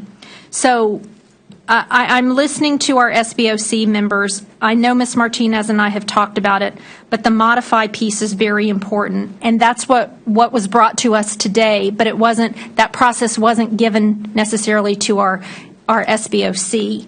And so I think what we're doing today is a great process, and I wish that process had happened after the original recommendation. And I'm going to go on to say that on number 2, it clearly says after, and I'm providing this information to my fellow colleagues on the board, and I'm sorry, Trustee Williams, I'm looking at FC Local if you want to pull that up. Following board input, after it says the staff shall present the preliminary report to the board for review and input. Following board input, staff shall conduct 1 to 3 public hearings or more as appropriate, the numbers of schools and students involved. Number 3, public hearings shall be conducted at sites convenient to community members affected by proposed changes. And I read that comment based on some of the feedback that I heard Pastor Sincere say about utilizing technology. I know we're trying to maybe work smarter, but I think that where we are today, I think that if we followed our policy and had hearings where folks could come in and voice their concerns, then thought exchange is a very different process than actually providing locations at sites convenient to the community members affected by proposed changes. So I just really implore my other board members to make sure you know and understand the design principles, because as I'm hearing considerations, if I wrote those considerations, I might actually spend a little more time under the design principle, under the bullet that talks about, and it says, I know we have a modified, abbreviated version, utilize safe and reasonable walking distances to encourage healthier students and minimize use of student transportation resources. That's under community integrity. I appreciate having these options now. I wish I had had these options that before and the SBOC looked at it. So what I'm going to ask my colleagues on the dais is that we do bring back this policy and we look at it, and that and legal counsel can correct me, but even though we aren't usually in the job of approving procedures, if it is stated in our policy that procedures guiding SBOC is approved by the board, I think that is an option. Is that correct? Okay. So I think that is something our board should consider, that the SBOC guidelines, the actual operating procedures, are something that's approved by the board, not just FC Local. And I think it's important that we utilize voices from everybody at this table, and some seasoned SBOC members, especially those people who are, the perfect attendance people. They're hardcore, they're interested, they're there, they're present. I think that's important to do. And so the question about the academies was really one of my only one. I do want to focus on something Mr. Fickle shared with us about making sure our fine arts kids, our academic decathlon kids, we want our kids at Crawford to have opportunities. But I want to counter that a little bit, because when I went to the Dulles matinee of their last All Shook Up, I went to the performance where the understudies actually got to perform. And that was the first time ever. Because there's so much talent, there's not enough capacity for everybody to perform. And so in a smaller school, it might be, I know we're going to build out over time and we're going to be bursting at the seams there, but it might be a great opportunity for a lot of people to shine where it's harder to shine at a campus like Ridge Point. And so, if I had some considerations in there, I'm looking at these numbers, these scenarios, I wish we could tweak some other things. I know time is of the essence, but I think it's not just in my presentation. I see like $3,400 for transportation here, $1,400 and $14,000. The cost is here, but what I don't see on here is time kids sit on the bus who could walk. How many kids won't get to tutorials before and after school because they can't make it because they're going to be on the bus? There are other criteria that are important, and going back to our guiding principles about health and wellness, we have to look at that too. I understand we have to balance buildings, but anyway, I just bring the attention of our policy to the rest of our board. Thank you, Mrs. Malone. If I may, I just want to offer a quick correction. We did ask about the scenarios with the SBOC. You mentioned that pretty early on. And we were very much prepared to pivot should the SBOC prefer one of our scenarios. So they saw scenarios A and B exactly as you're seeing them today as well. And only one person, one SBOC member for each scenario said that that was better than the original recommendation. And Karen, can you remind everyone, when did they see that different scenario? Did they see it during the first proposal that they received the information, the original recommendation? Or was it at the end of the game? It was during our last meeting. It was during their last meeting. And so that's very different, right? And so having these proposals on the onset would because that's important to me, because the public hearing is supposed to be the time to give comment for the community. And so the community, it would be nice for the community to have seen all of these. All of them had equal opportunity to respond, and rather than the last meeting giving the SBOC an alternative, isn't maybe the most efficient or effective way to utilize the SBOC who are committing their time to try to do what's best and right for our kids. Ms. Hannon, I think the reason the SBOC saw the two additional options was because of the SBOC's original feedback from the first meeting, if I understood correctly. But Payal, could you clarify that? I'm not on the SBOC, but that's what I thought I understood previously. Thank you, Ms. Malone. Yes, it was to incorporate their feedback and the public feedback through the thought exchange. So that allowed us time to review every comment that was provided, and hence why we had the 245A and the 255E switching in that first scenario. That there was a lot of feedback around that from board, community, and our SBOC. But it didn't make it to us previously because the SBOC canned it. Is that what I'm understanding? We presented those scenarios to you on February 13th. So we met with the SBOC and presented to them on the 7th of February. And then we presented the scenarios in that February 13th meeting after we were able to incorporate the SBOC feedback. And yes, those dates are close between the 7th and the 13th. We've been on an aggressive timeline, as you all know. And President Malone, can you clarify? So A and B were reviewed by the SBOC, but these new ones today, C, D, and E, have not been visited by the SBOC, and they're new as a result of additional feedback from the board and from the community. That is correct. Okay. And just for clarification, Ms. Malone, so the goal of today's workshop is so that we are prepared to vote on Monday? So you know, Ms. Hannon, honestly, we need to, and time frame for you to open the school. I'm not an administrator, right? I'd like more time in this whole process, but I feel like we've squeezed your time to open, Mr. Fickle. Am I understanding this correctly? Because from what I'm getting the pressure that we've got to vote. We need to get this thing in action so that you, sir, have the time to staff up and open the school. Or Dr. Mensah, can you please elaborate on that so we realize the circumstances that you are under given the time constraints and the reasonable amount of time to staff up and put the most qualified folks in the positions at Crawford High School so it can be successful?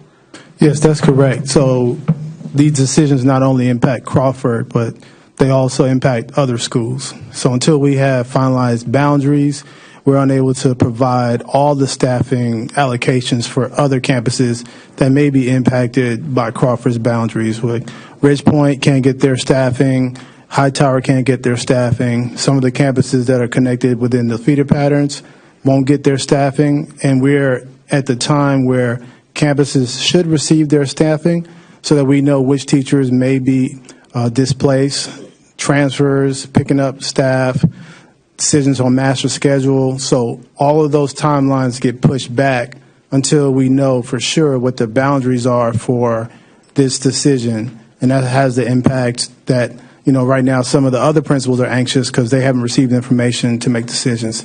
So, yes, it does greatly impact these three leaders right here, but also there are other campus leaders who are impacted and staff members because teachers won't know what's going to be their future until we have these decisions made. Okay. So specifically on time frame, though, you're saying you need an answer now that we're already behind schedule. Is that what I'm understanding? Yes, that's correct. We were anticipating having information in January so that we would be prepared to move forward with all of the HR decisions that we have to make. Okay, thank you for letting us know. Yes, Dr. Gilliam, I believe you have comments. I really have a question. I have a lot of comments, but we don't have time for them. So, but I'm looking at Mr. Roberson, Mr. Fickle, and Mr. Brogan. I would like to know, have you all had meetings prior to this, the three of you, to provide information as far as what we've heard today? Like this is a formal, like you're here, and okay, so my whole point is you all know your areas.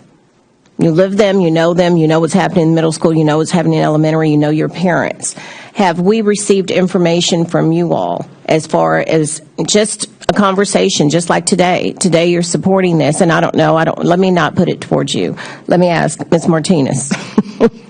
Is that something, or I know that may not be what we've done in the past, but have they, when I'm looking at these, there's so many, again, we're getting maybe 30 or 40% of a conversation, and there's that 70% of the conversation that I know the principals are aware of, whatever that may be, the things that we don't bring out because of time.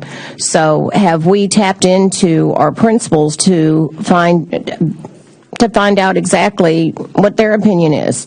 So we've included them, remember, the meetings that we would have on each of the scenarios. There's an implementation team. There's an activation and an implementation team. And the principals are part of, Keith is on the implementation team where we meet. And then we have also had additional meetings with not only these gentlemen, but also all of the principals in the areas that were impacted or could be impacted by the original recommendations. We did that before presenting to the board initially, before those initial small group meetings that we had, and then throughout the way. I can't remember now if it's been 3 times each. I'd have to look at the calendar to tell you how many, but I know Jody and Pyle have led some meetings with them. I've been in the meetings. We've met virtually. We've had sidebar conversations at bigger meetings, face to face. There's been I don't know how to quantify that right now. As I said, I'd have to look at the calendar, but do you all feel differently, or do you feel like you were involved in the process? Yeah, from the jump, yeah, it's been a number of times. Yeah. I can't think off the top of my head how many, but it's been a significant number. And I'm really not looking for the number. I'm looking at, there are things that I'm thinking of that I could ask questions, but will go on and on. And I'm wondering, if this has not happened, I don't need to know if it has or not. If this has not happened, I would really like to hear the recommendation of what these three, Mr. Brogan, Mr. Fickle, and Mr. Roberson, where are you all with this? And looking deeply into how everything is zoned, what the feeder patterns, all of it. And I hate to ask you that at this time, and hopefully it happened. I'm almost sure to say it probably didn't happen in that way, but I would definitely like your feedback. You all know your areas, and that's going to help. So I'm talking to Ms. Martinez because I'm not supposed to tell them what to do, so I'm going over here. Thank you. So let me change what I'm saying. This is just what I'd like to hear. How's that? Thank you. So if I understood your question correctly, I'm not necessarily in favor or against any particular scenario, but back to my points, and I think the points that the three of us made more broadly, is that I would like to see Crawford be successful from the jump. And it really hinges, like I said in my statement or my remarks, it hinges on the number of kids who come. And the smaller number that is, that that basically chips away at the opportunities that people have. And to Ms. Hannon's point about the theater, I think we're on the same page in the sense that if on the one hand you went to something where the understudies got to perform, I'm more of the concern, will I even have enough students to even do first act? So, and at some point you're correct, it will be that big. So I just want to make sure that the comprehensive and equitable opportunities exist for the students who will be freshmen and sophomores at Crawford as compared to the district's other 11 high schools. So, just the bigger the number that is, it's more positive for Crawford, it relieves Ridgepoint, and also probably helps Hightower as well. And I have one last comment in that when I dare to say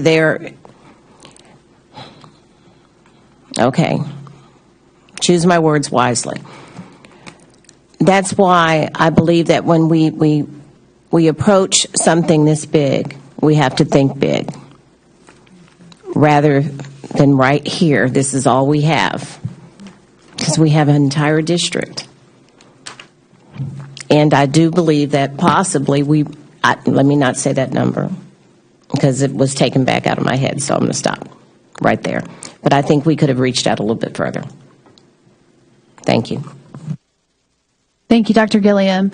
Board, I'd like for y'all to consider, and administration as well, and I know we've kind of briefly stated this before, but for the public, speaking of something that you just mentioned, Mr. Fickle, I'll say that when I was in sixth grade, I was attending a pretty overcrowded school, and a new campus opened nearby, and the district offered or opened it for transfers.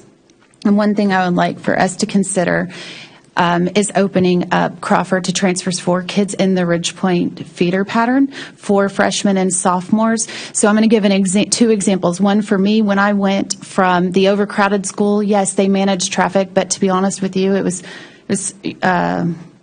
I loved going to the new campus. There was a lot more freedom and flexibility because with less students, there is more freedom and flexibility. And then in addition, as far as getting students to participate in different activities, I know for some kids firsthand that, for example, Ridgepoint baseball or Ridgepoint football, where they have been on select teams and their parents have been spent thousands upon thousands of dollars, and these kids are top-tier athletes, maybe on a state team here or there, or regional team, and did not make the baseball team or did not make the football team because there are that many kids. And so, and it can, that stings, right?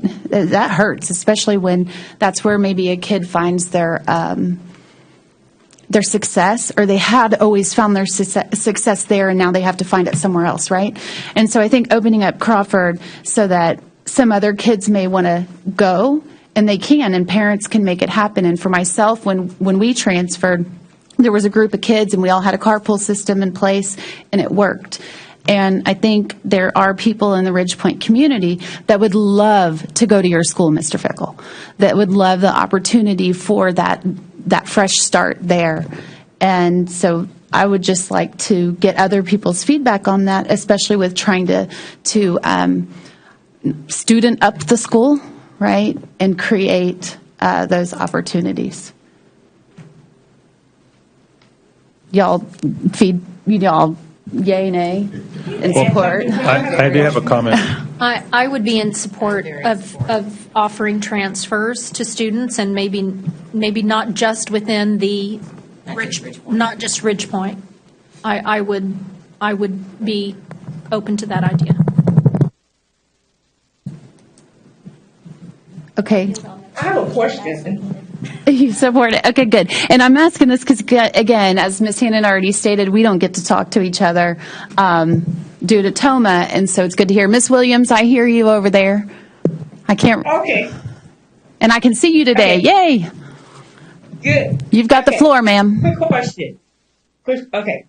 How many students does the district anticipate will attend Crawford from the McCullough and Willow Ridge feeder pattern?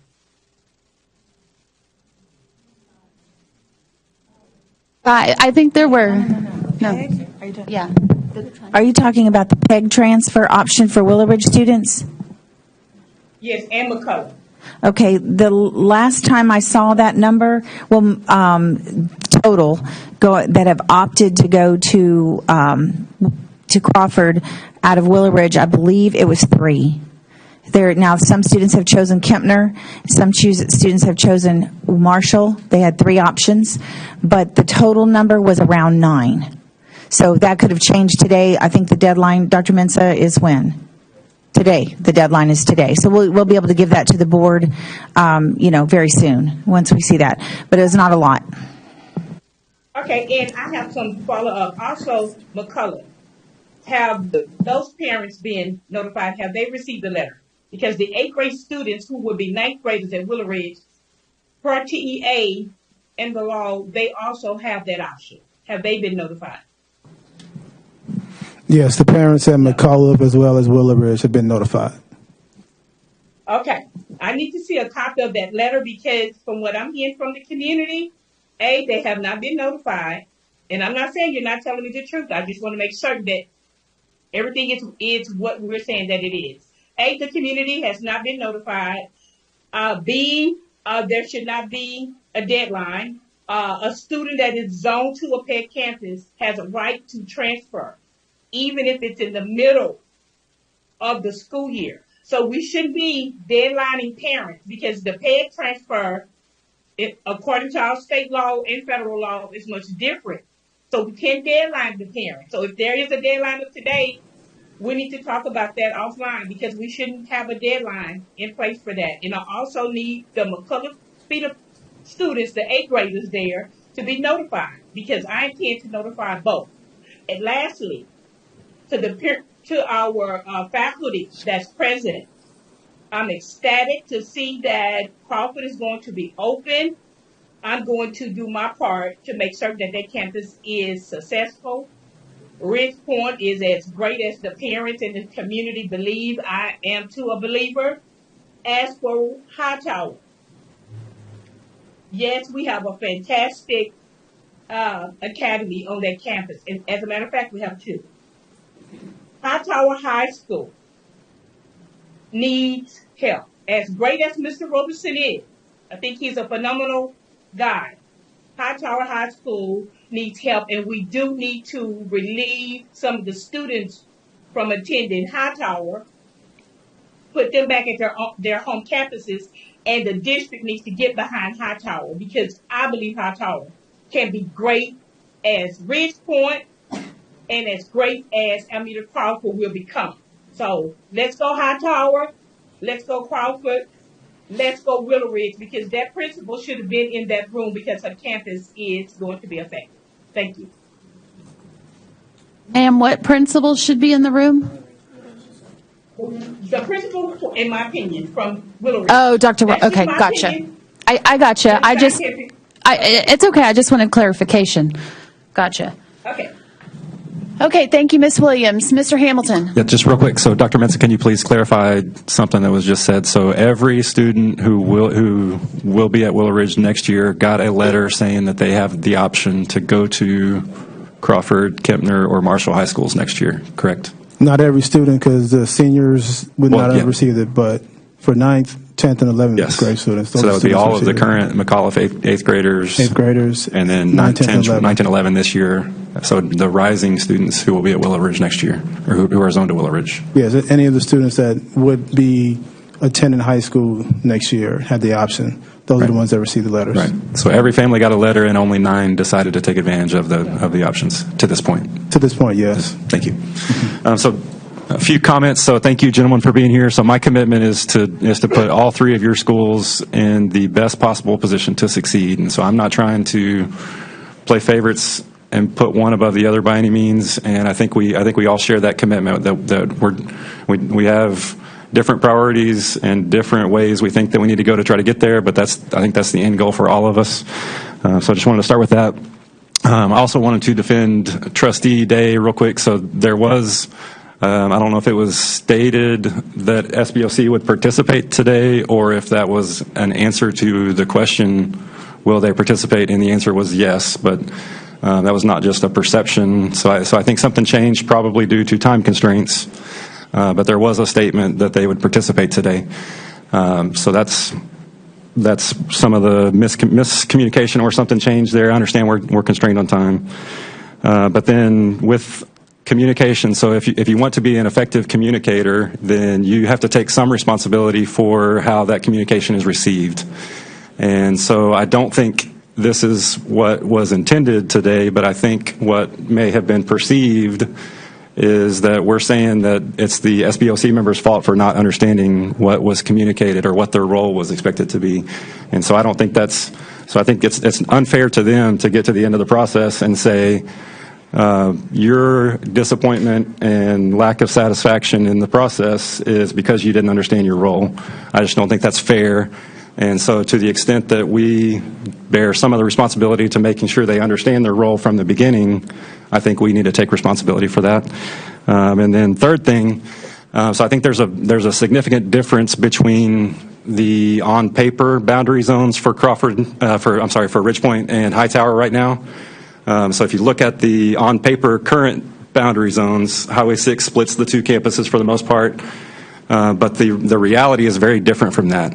And so the effective reality today is that the Hightower boundary zone is all of the Hightower and Ridgepoint boundary zones combined, with the exception of the 2 mile by the bus route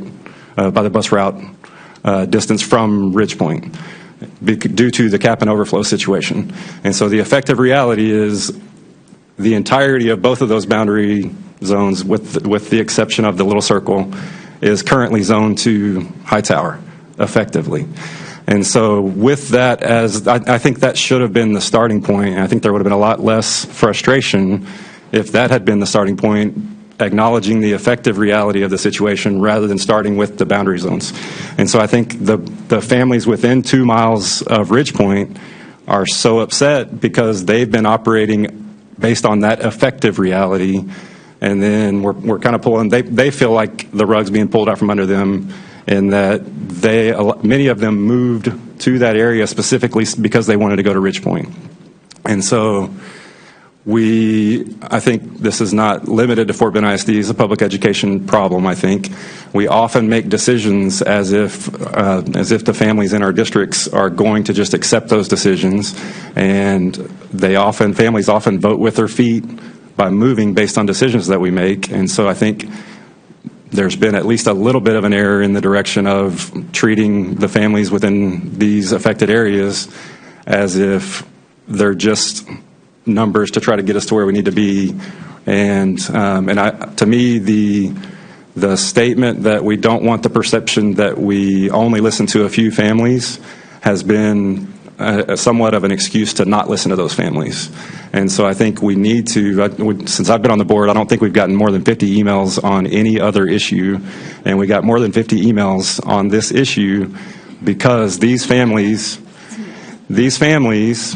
made one of life's greatest, one of the biggest decisions in our lives, right? Little fun with language. Anybody know what the Latin meaning of the word mortgage, or the Latin meaning of the two words that make up our word mortgage? So the mort part of the word comes from the same thing as mortuary. So and then gauge is grip, right? So like a vice grip, right? So mortgage, the Latin etymology of that word literally means death grip. So the bank's got you in a death grip until you pay your mortgage off, right? And so these families have made a major decision because they want to be at Ridgepoint. And it's been thrown out that a significant percentage of them voted for the bond because they wanted Crawford built. So a lot of them, the reason they voted to build Crawford was so that the capacity at Ridgepoint would be insured, not because they were fine with going to Crawford. And so to me, I think what I'm looking for in the boundary zone is the best solution that acknowledges the effective reality today that there is a 2 mile zone within the current Ridgepoint boundary zone that is the actual current effective Ridgepoint boundary zone, so that we're not pulling the rug out from under those families. And so that's what I was trying to do last Monday in the meeting, was push for the outcome that I thought was the best available outcome to do that. And that's where I am on this. So. Okay, thank you, Mr. Hamilton. May I just a moment? Yes, Dr. Gilliam? Thank you, Mr. Hamilton. I am in agreement with your statement. Thank you. All right, Ms. Hannon? I have a question as well. Karen, the numbers on the table with all the scenarios, is that counting siblings? Is that eliminated the kids who have siblings currently at Ridgepoint? So the 10-year out utilizations and values are live-in students. But for next year, the numbers for next year. Does not count siblings coming out. Correct. That does not count the siblings? No. So this is if all of the rising freshmen and sophomore who have siblings at Ridgepoint would be at Crawford, correct? Yes. Yes. So, okay. So I know that number changes because you gave us numbers.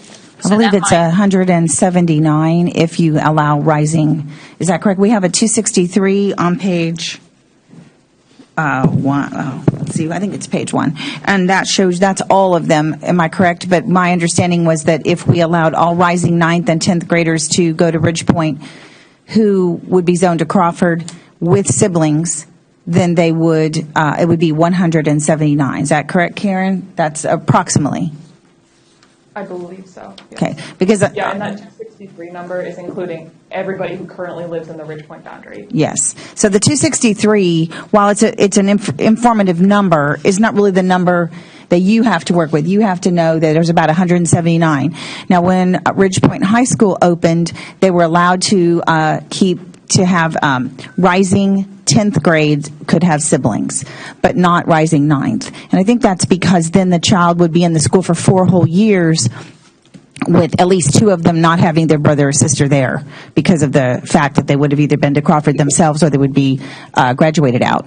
And so that 179, though, is a very large number when one of your highest scenarios is 542. So that's problematic for Crawford. So that's why there's a lot of moving parts to each of your decisions, and the sibling factor is one of them. Okay, so I'm just trying to clarify. So the numbers on my chart for next year, for 2024, would be, I'm going to just pull out, for instance, Alameda Crawford would have 542 less 179? Is that what I'm understanding? So these numbers are, okay, so then my follow-up question is administration recommending the sibling request be acknowledged? Ms. Hannon, that's going to depend on what the boundaries end up being and what those numbers are. Well, none of these boundaries, if I subtract 179 from any of these boundaries, I'm looking at, 300 and change. Well, that's why we're looking at 500 or more in the live-in and saying then we would need to determine of those that are in the zone, because 179 may not. It depends on where the zone is, where the numbers are. And then if there's choice provided, for example, for the cap and overflow students to return, we've done a very informal survey of students, and there are quite a number of students who are currently zoned to Ridgepoint that are at Hightower, over 100, who are saying they'd rather stay at Hightower than leave Hightower. And so once we know that for certain, then we know there's more space, and so we may be able to do more choice for students who have siblings to be able to remain at Ridgepoint. So it's a little bit, it's right, a little and tricky. I know that's hard, but that's important for me as I'm making my decision is, okay, are we accepting siblings to stay? Which siblings? How many kids are staying at Hightower? I will go on record that as far as with the scenarios that you have, because all of them are low for opening a high school. I opened a high school, I had 840. Okay, these are low. That can be done, especially with outstanding leadership like Mr. Fickle. But I would recommend that we do no more than what we did for Ridgepoint, which would be allowing rising 10th at the most. And that's because your numbers are smaller to start with before you get into all of the other things, even cap and overflow, opening up transfers potentially for other kids to come in. And certainly that could change if there was, let's say we opened it up and there was a lot of people who wanted to come, and then maybe we could look at that again. But right now, with these numbers like they are, I think we have to be pretty honest about it, that I think it would make it really difficult. But I also want to address something that, there's a lot of confusion out there, I think, on the whole 2 mile. And I think as I've looked at it, it appears that, when Cap and Overflow started in 2020 and you created on your website what was called enrollment management, and it told the community and we've looked through that now. I think that, and I'm not criticizing anyone before me, but I think it could have been more clear that until high school 12, which would have been what it would have been called, then these boundaries may be different, and that maybe it wasn't perceived as permanent. All right. So, but in other places, that's not always the case. So, if it's the board's will that this piece of 258E stay with Ridgepoint, then just select that. I'm seeing 1, 2, 3, 4 scenarios that do that. Okay, so if that's the will and you feel that was misleading or that was confusing, I can say to anyone in another part of the district, you really didn't have that same scenario. You didn't have a Cap and Overflow sending you somewhere else with it being advertised a certain way. So there's where we can also say, hey, there's an exception here that actually makes sense. And fair is not always the same. So we can make that happen. I think we have been listening, and that's why you see the feedback from the SBOC and from the community. That's why you have those scenarios. So can we have the numbers like that are on this chart, but showing us what the numbers would be reduced if we were only looking at rising sophomore sibling situation? So we have 79 total rising, current 9th, rising 10th grade. It's now putting it in each one of those scenarios of how many are within each particular area. That's going to take some. I'm going to be honest. I don't think that over the weekend that could be done. And so, could we say that an average of 79 would affect, give or take 10? One way or the other, and something keep in like mind, Mr. Brogan was actually telling me how there's a lot of kids at Ridgepoint excited about this new school. We kind of are always seeming to frame it a different way, like, ooh, but it's going to be an amazing place. And some of those 79, maybe they don't even get along with their brother or sister. Every family is different. Some families like to see their kid have their own independence and their own, we don't know, right? So not all 79 may choose it. That's the reality. So I think you go with 79 as a number, but I would say it could be less than that, too. And there are quite a few families that live very, very close to Crawford, walkable to Crawford. So they may choose to let their older student remain at Ridgepoint, but put their newer student at Crawford for that reason. Madam President.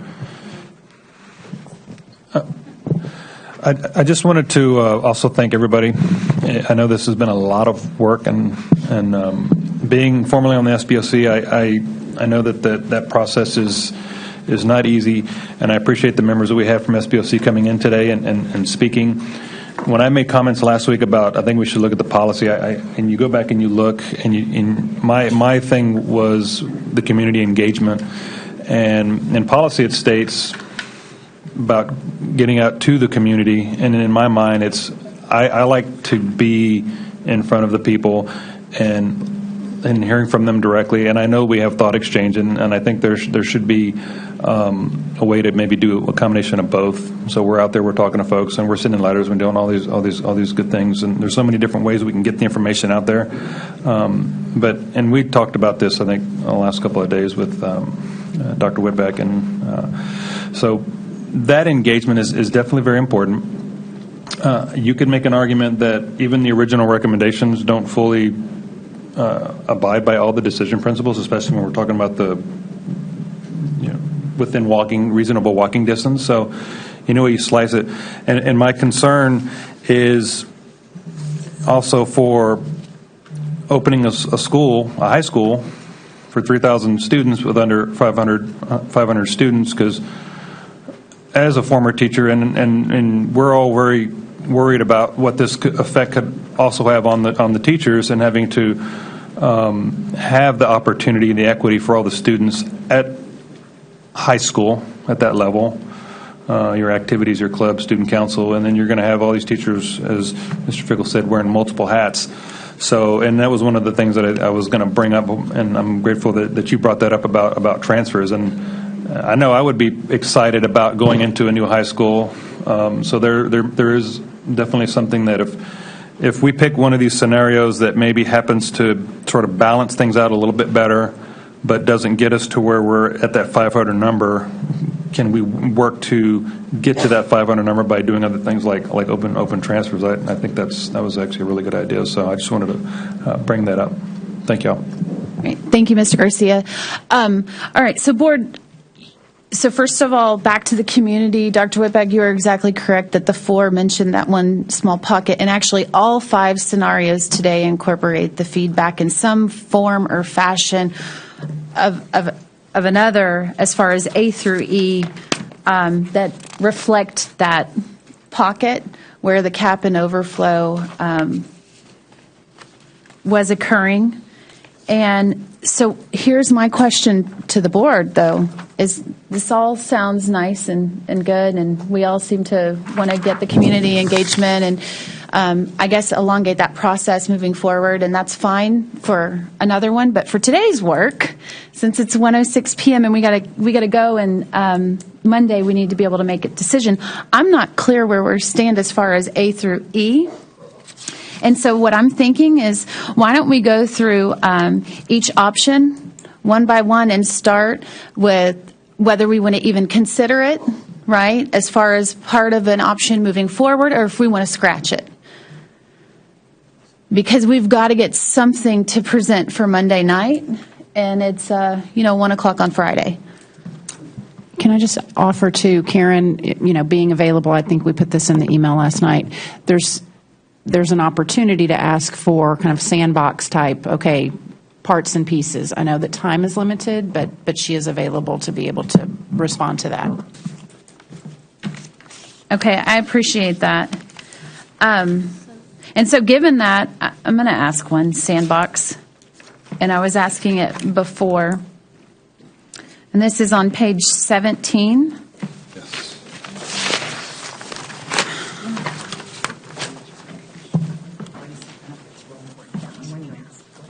Okay. So on page 17. What 17 are you looking at? 17 in our packet. Small packet. And it's scenario D.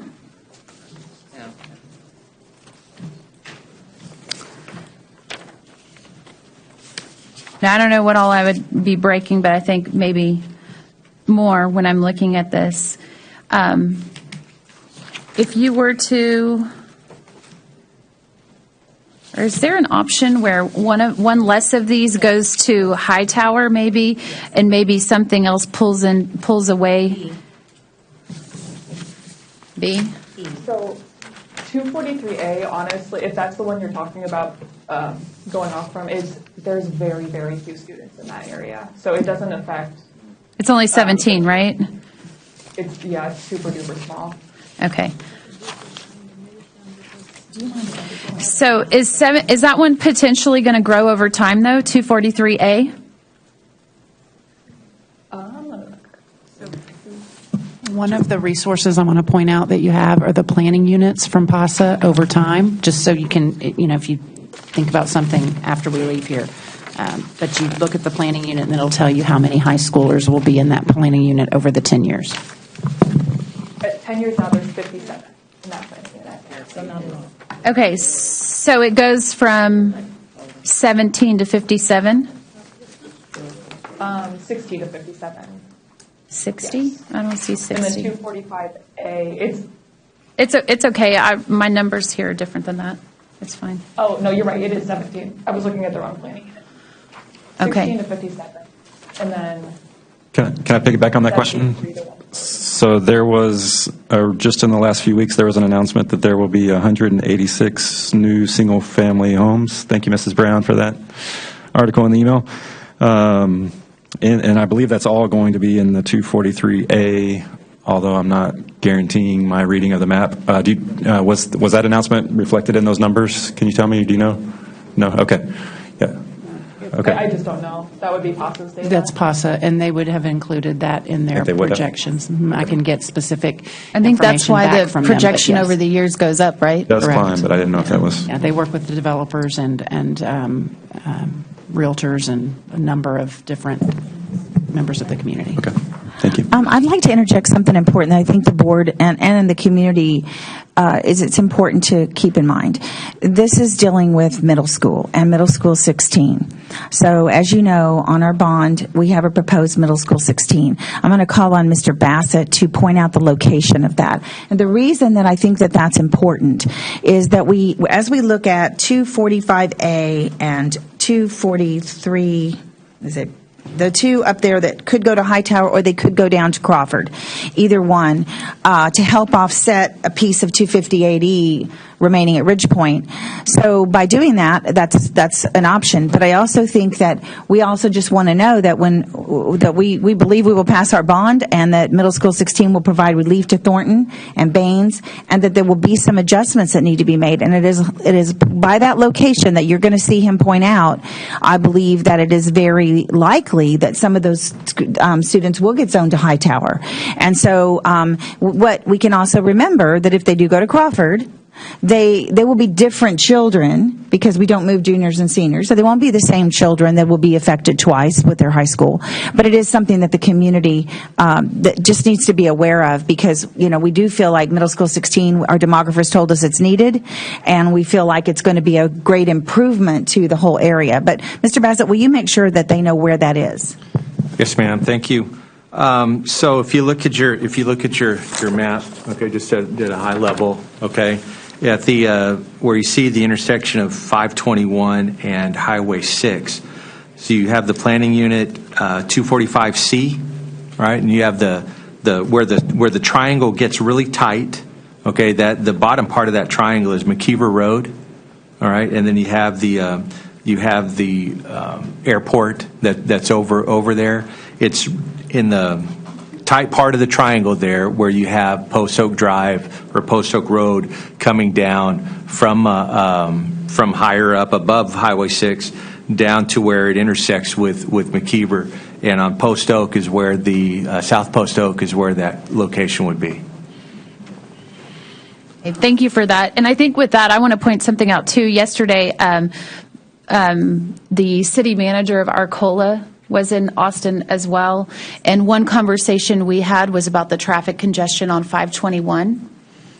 And then there was also a gentleman from ATG who basically is over transportation engineering and planning and talked about doing a study in grants with the federal government. Anyways, what I want people to know is that they're on it, that I like you, wish they were on it years ago, and maybe they were, I don't know, the details of that. I just want everyone to know, though, that there are folks who are completely aware of some of the issues that we've talked about, and that they are in action currently working together to try to make something happen and to ease the flow of traffic so that it's more viable to get to all of the various campuses. So just thought that's information to share, that they're working on it. I have another question if I can, please. So my comment about the effective reality of the current Ridgepoint zone cuts in two directions. And so I think, if I'm looking at everything correctly, I think either all or almost all of Baines is effectively currently zoned to Hightower. No, not even close. Okay. Effectively meaning they're outside of the 2-mile cap and overflow is what I mean by that. So you're saying no to that? Oh, well, now that you're calling it effectively, I guess That's what I'm saying. you Yeah. defined. So effectively, so if they go to Baines, they're almost certainly getting that letter when it's time to go to high school that says, due to cap and overflow, your child will attend Hightower, I believe. Only if they're new. So only if they are new to the area. So most people have lived there for many years, and they are not effectively being changed at all. They are your original residents who built and bought homes there, and they go to Ridgepoint High School. The only people who are affected are, let's say, those who have moved here from California, New York, et cetera, or job transfer.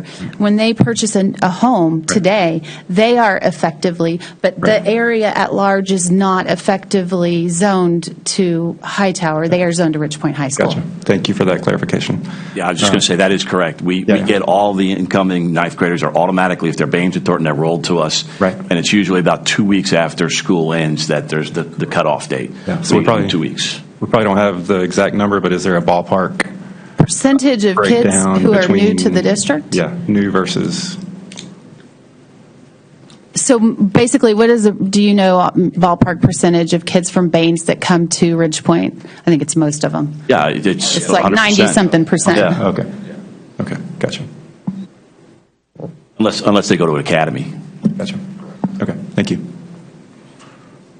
So where I was going with that, so that changes it a little bit, but I still think there's, so just looking at, so I think there's room for more of Schiff to, let me see here. So none of Schiff, so Schiff goes Baines and then Hightower. Baines and then Ridgepoint, most of it. And then I'm sorry, looking at.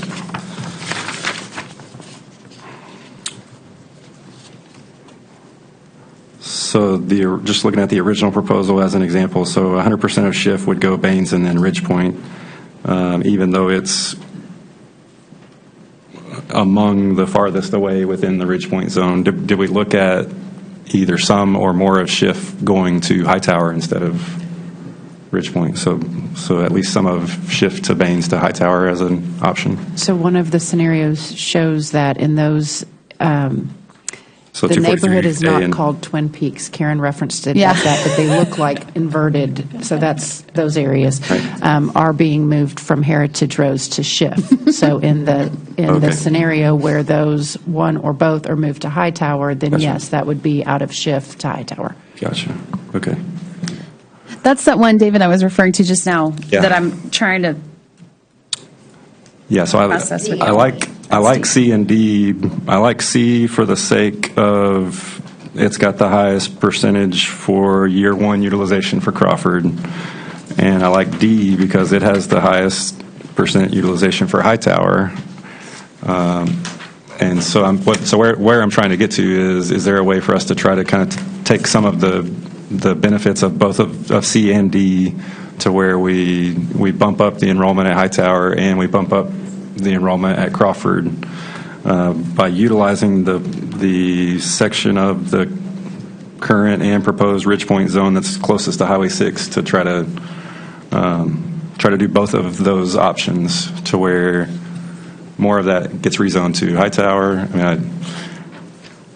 So one of the concerns that I'm processing, so I like the way it looks on the table as well, but one of the concerns I have is academies, because academies aren't included in these numbers, and that creates overutilization, I think, at Hightower, and I think the Hightower community, or is this included in it? So if you look at slide 18, for example, underneath the live-in, so the big boxes have the live-in enrollment and utilization, but then directly under there's a small table that says Hightower plus Academy, so that gives you that view. Thank you. Okay. Thank you. That's helpful. But that's the D scenario. Sorry, say again.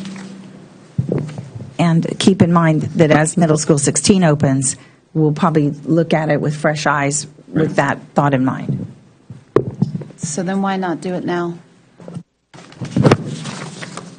If the need for Crawford.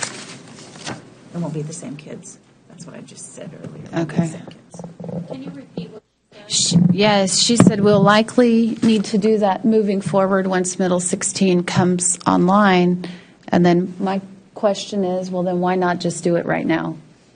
And the problem is the need for utilization that was just said as far as Crawford. Yes, take it away, Ms. Hannon. So, thinking ahead to the middle school and the movement that we're going to have to do with boundaries for that, when I'm looking at the 243A, which we have been told there are very few students there. I think I looked, and the chart that shows us those numbers, like 243A, those are total number of students, not just high school students, correct? When we look at the planning unit for a number. So 243A, for instance, for this year says there are 11 kids in that planning unit. So, Ms. Hannon, this, I believe, is 9th through 12th grade. Oh, this is only high school. High school level. Yes, if you're interested in the Oh, I elementary gotcha. and middle, it is in your PASA binder. It's at the very back of the PASA binder that you Okay. received. Okay. And so right now there are 11 in 243A, and there are 245B, 3 in 245B. But that 245B, that's what I see, 3? Is that okay? And so we have a total of 14 kids up in these two top areas. So my question is, and I'm sorry, I'm trying to process this too. So they're clearly so much closer to Hightower, but will we have to do some shifting with our elementary students when we do shifting for the new middle school? So part of me wants to do as little as we can, but at the same time, because I think that we impact the feeder patterns, and we're not addressing those. And to Ms. Hopkins' point, there seems to be some more boundary work that need to be done with these scenarios that we're not talking about because we're really just focused on the high school feeders, right? So yes, and there are additional needed elementary schools coming in the near term, provided that, we continue to move Right. forward. So those I changes understand would it's- come from that, right? Okay. And then, of course, adjustments to feeder patterns if there are changes at the middle school level. Okay. So I just want to share with the board that if we have 14 kids that this affects in those top areas, and so the board just needs to decide, do we think it behooves the district as a whole to get those kids to Hightower where they're either on the bus for less time or their parents have a faster commute than getting on, the congested Sienna Parkway and going back and forth that way? Do we want to take care of that now? Also, or do we want to put them on Highway 6 looping around, going down FM? There just aren't that many kids in that area, but there are projected to be a lot of kids. So 243, well, no, there's still not. We're only looking at like 50-something when we look out into the future for one of them. And fourth A is, they're both just at 50-something, right? Even projected out 10 years? Is that right? Okay. That's correct. Look, right here. So I'm just saying, even projected 10 years out, where these two campuses, these two planning units are a total of about 100 students 10 years out. Oh, Ms. Hannon. Yes. Yeah, 245A, I think you're looking at B. Look at A. Oh, A is actually significantly more, because you were originally wanting to bring that red little piece in. You're right. And that's only And 1 you're to right. 3 kids. I'm so sorry. I'm looking at the wrong. And A has up to It does. It goes to 150. 150. Okay, I beg your pardon. Yes, I was looking at the wrong number, so thank you for that. And so now we have 81. It's going to affect 81 kids. Okay, thank you. Yeah. And those two offset each other. If we're going to move 258E, 245A is essentially the offset. Those two combined create the offset for 258E. Yeah, can I throw something out here? That's So just the front half. If I may say something very quickly, this is a lot of information to look deep into right now, and considering that we're at 1:24 p.m., I don't know what we can do different, Ms. Malone. Maybe you can share, or Dr. Whitback, because I believe that first of all, I want to thank the administration for pulling this all together, and I also thank you for giving those scenarios to us, which when Mr. Hamilton was speaking, he talked about those scenarios, and I believe we have the scenarios, and I believe that we need to look at the scenarios and see whether or not we can accept those. If we start going way, and I hate to say getting in the weeds, but we know what our issues were. We knew I believe we know what our community wants, and can we focus on that and come back to, because we're dicing this up quite a bit. That's only my opinion.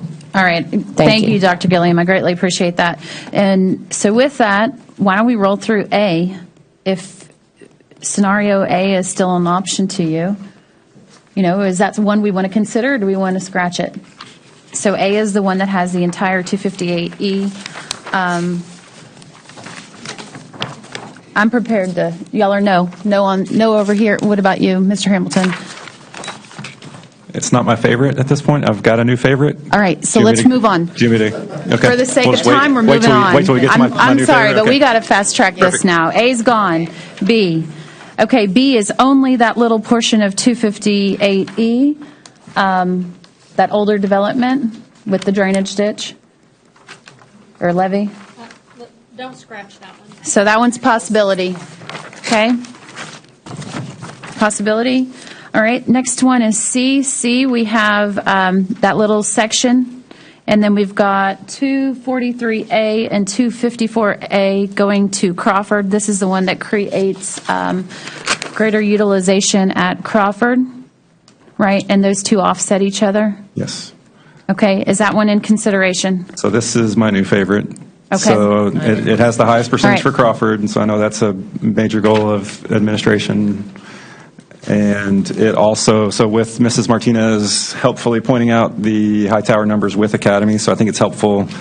So on the scenario C, the high tower percentage with academies for this coming school year will be 94%.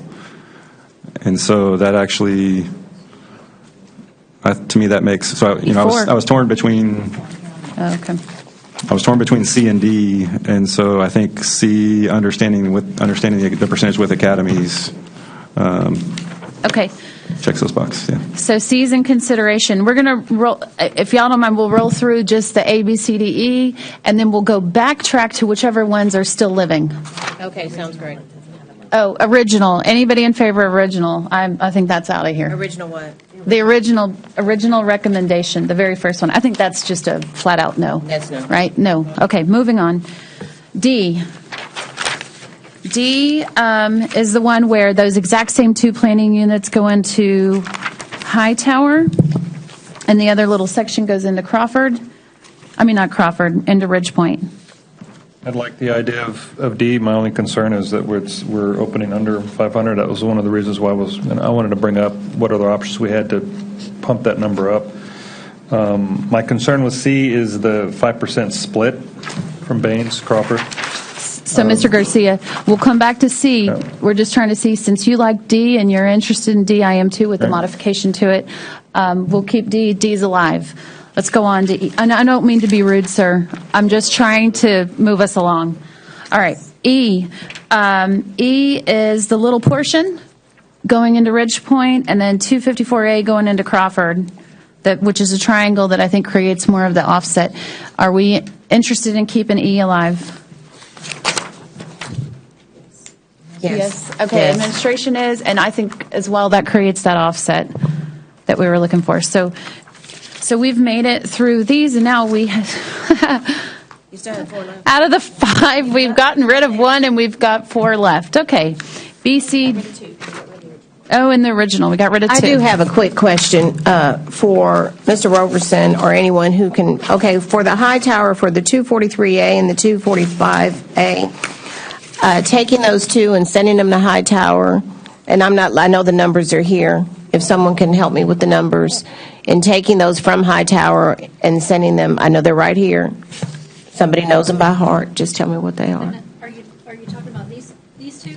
The number of kids? These Is it? It's roughly 100 kids. So 100 kids. Thank you. Yes. Okay.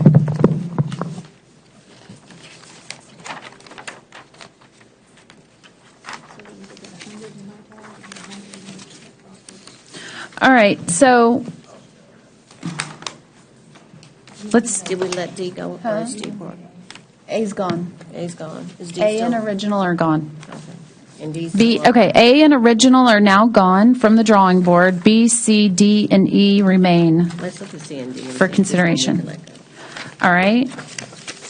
Dr. Gilliam has a suggestion to look at C and D and see which one we want to let go out of these two. All right, C. Both of these have the little section going into Ridgepoint, and then the other one has 243A and 245A. One goes into Crawford and one's going into Hightower. And Mr. Garcia, I know this is the one where you wanted to elaborate, where you like it going to Hightower, those two sections, but the concern is Crawford. Do you want to? Well, I was looking at the 5% split. I know that some of them we have 10%, 12%. I think the original recommendation was, you got 25% Baines, Hightower, 75% going to Ridgepoint. On the original recommendation, then you come back to C, and then now that split is 5% Crawford, Baines, 70% Ridgepoint, 25% Hightower. So they're just kind of going all over the place, which in my mind, it's probably not horrible, but you've got just 5% of Baines going to Crawford, and you go up with there. Then you get up to high school, and then there's nobody. So, how many kids currently attend Baines? So, what is 5% of an 8th grade class at Baines?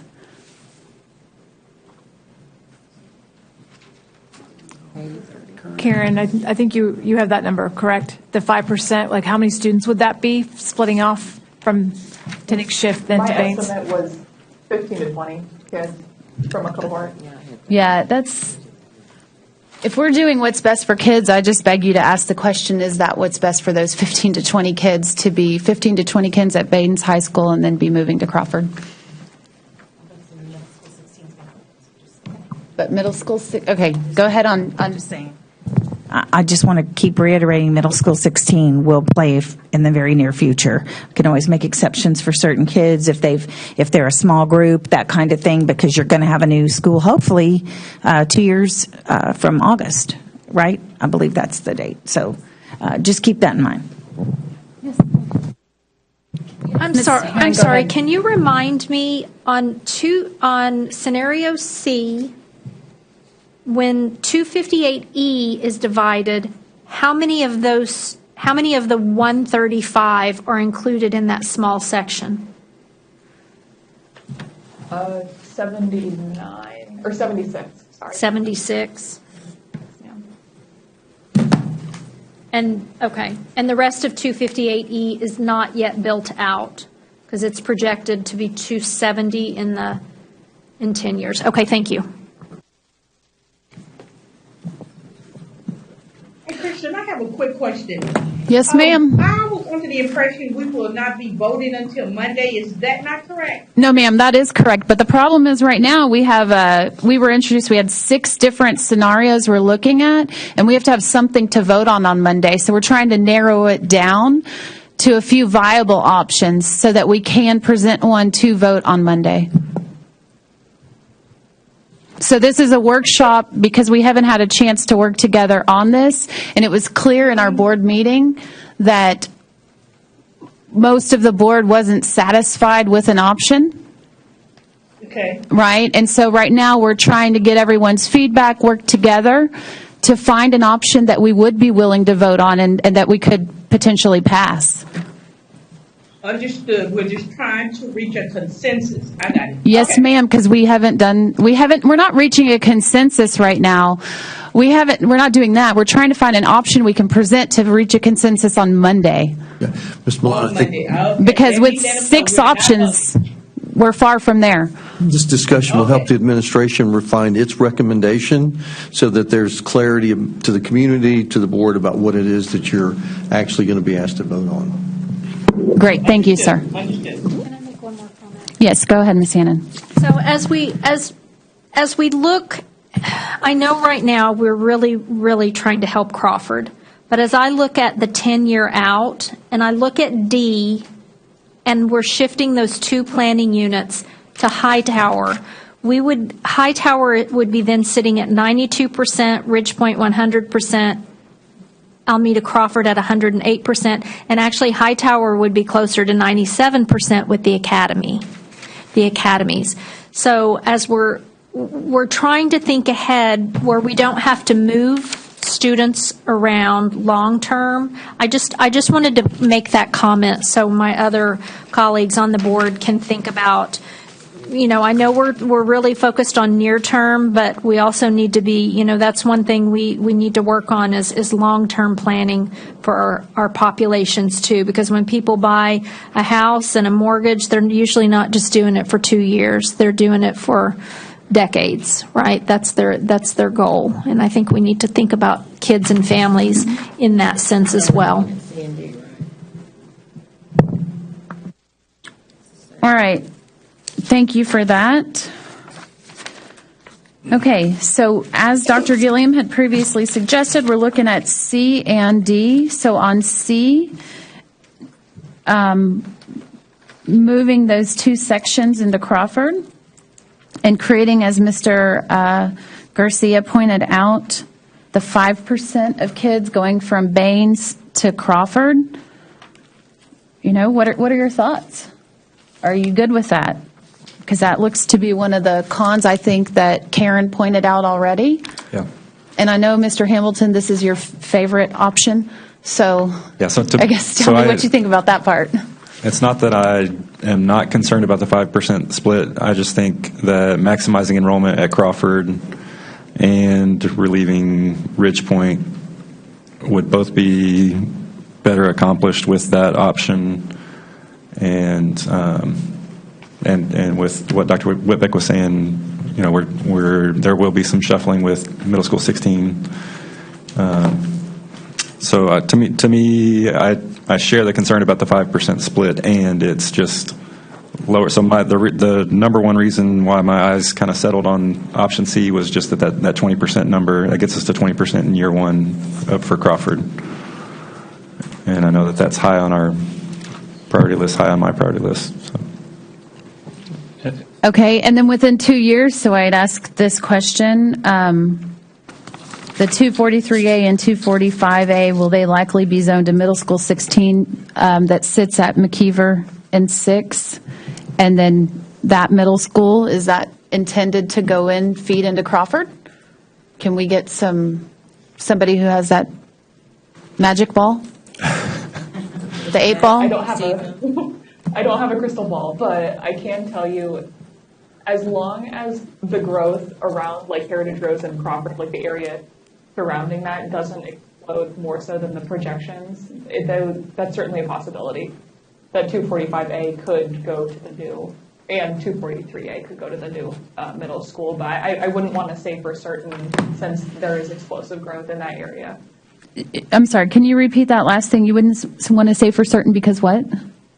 Just due to the explosive growth in the area. Okay. Because it's almost like we're sacrificing those 2 planning units today for tomorrow, for the other areas, like they're the little. I forgot to ask a question that Judy wanted me to But ask. for long-term gain, right? If they're to go into that zone. Right. Right. Well, and they do get to go to a brand new high school, which is going to be super cool. Right. So Judy wanted me to ask about, I think this has been discussed some, but basically kind of a trade-off to where 243A and 245A would go to Hightower, and 225 and 226, which are being rezoned from Ridgepoint to Hightower currently, or I think in all the proposals. Kind of a trade where those two would go to Crawford instead. Okay, Karen, can you, Sandbox. yeah, can you play Sandbox for that one? Yeah, give me just a moment. Thank you, ma'am. So the two. So essentially, option D with the modification of the other two planning units, instead of going to Hightower, if they could move to Crawford. We did run that scenario, so you probably have it, Karen. It's the one with the Burton Goodman move, and crossing over the couple of railroad tracks was the transportation concern. But I think we have it in the slides. Okay. Not in this. No. In the additional slides we worked on that you have, so you may have to switch out. I don't know, but you've run the data. Is my point. And the concern you're saying is traffic because of two railroad crossings? I'll let Tracy Love respond to that. She was in the planning and discussion around that. Yes, ma'am. It is the railroad crossings, but not only that, the construction that will be happening. So the bus, I've checked the mileage from there to the point where you would turn off at Crawford, and it's 2.9 miles. Mr. Fickles contacted DOT. We know what's going on. It starts in 24, and they will be tearing that apart a section at a time. And I know just with them re-blacktopping it, one day I sat there 15 minutes. Mm-hmm. Then if you got a railroad crossing and a train stops on the railroad crossing, then we have the fear of, okay, we're trying to get the kids to school. So what happens if they get stuck on 521 going to school? Then they're late to school. They're missing time in school. So there's just a lot of, and also getting our buses back to other areas in time to run our second and third tiers. So is it because there's a railroad crossing on both the north and south end of 521? They're in between Highway 6 and where you would turn off for the school, two of them. So are the kids in, let's say, 243A and 245A, they're going to have to hit one railroad track instead of two? They'll catch both of them, too. Oh, they'll catch both. So then what's the difference between... It would be better what's the difference between those two planning units versus the other if they both have to endure two railroad tracks? So going to Hightower would be for the 245 and A, that would be, you wouldn't be fighting the traffic. Right. That way. So putting all four of them into, but Mr. Hamilton, what he referenced for Ms. Day was if we had option D, which have those two planning units across from Hightower going into Hightower, but then in addition to that, 225 and 226, instead of going to Hightower, the area in the blue, moving that to Crawford. Right. I still fear traffic, either one of them.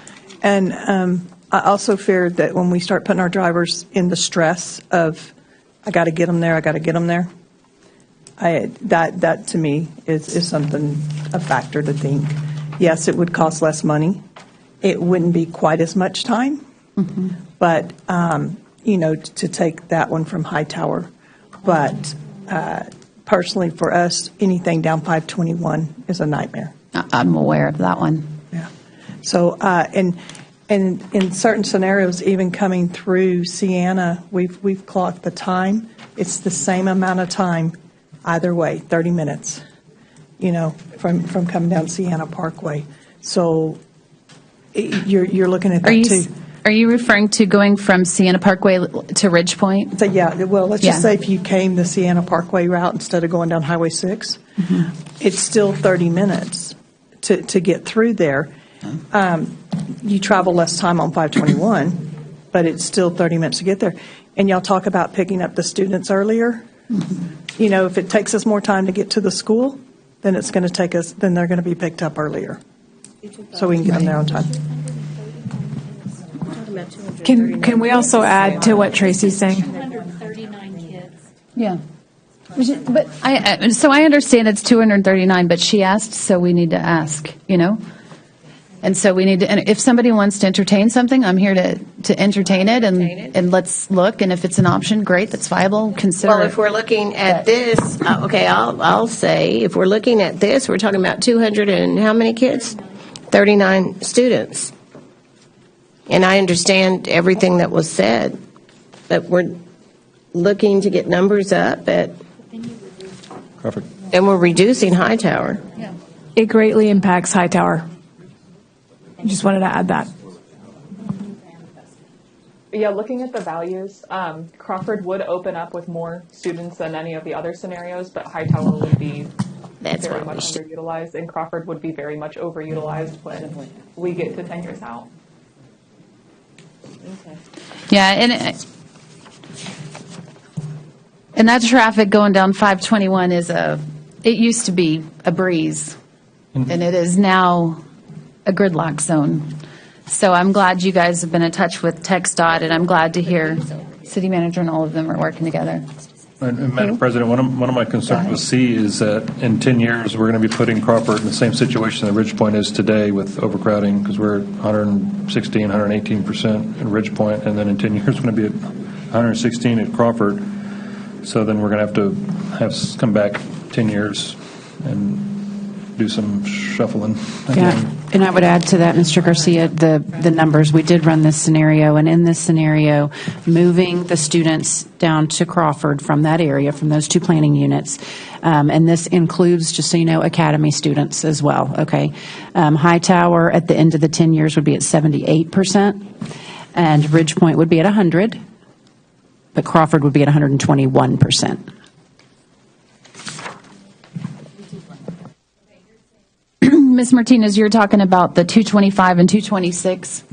So, yeah, I'm just going to go back over all of it so we're all clear, because this would be the scenario of 243A and 245A going to Hightower, the front portion of 258E going to Ridgepoint, and then the two areas, I know, but I can't see the numbers, 225 and 226 going down to Crawford.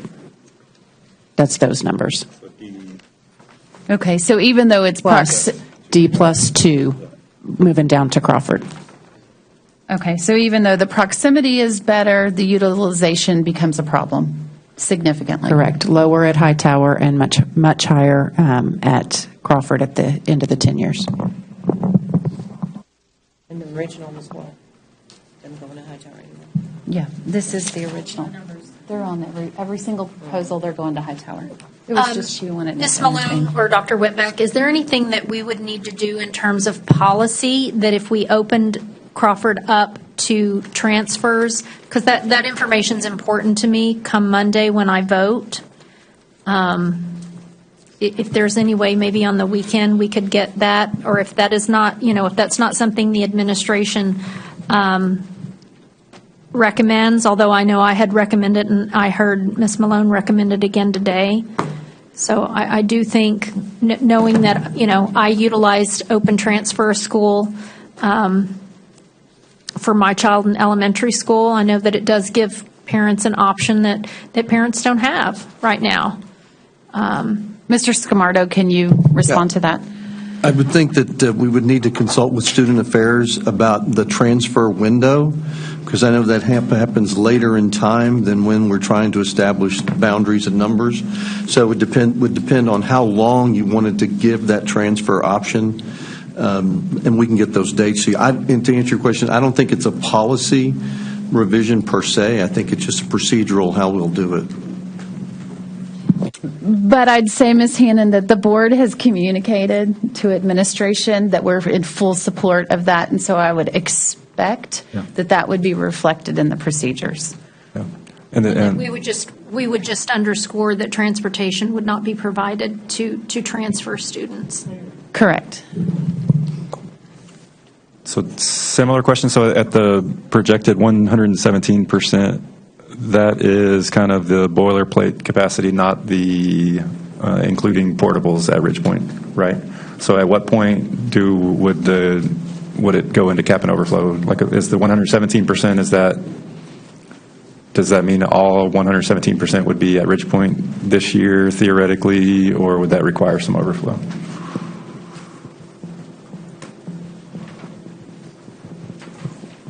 So I'm looking at you, Lynn, because that's okay. It's kind of an art and a science, right? So it's the numbers and what the numbers show, but then part of that conversation is always with the principals, because what does that feel like at the campus? Is it more than what is now, there for the passing periods and such? And so I would look to you to say, well, what is that difference and how would that difference be felt? If we're looking at 117% being 2971 kids, then we're fine with that. Okay. Yeah. Okay. Because I assume if we're looking at 117% being, I look at it more on kids being 2,971 kids. I mean, we're fine with that. That's 100 and some odd less than we have right now. So we'd be But good I with do that. want to caution that we've got moving parts here, and that we've got 179 siblings or 79 siblings that would add to that number, as well as how do we handle the current cap and overflow that are sitting at Hightower.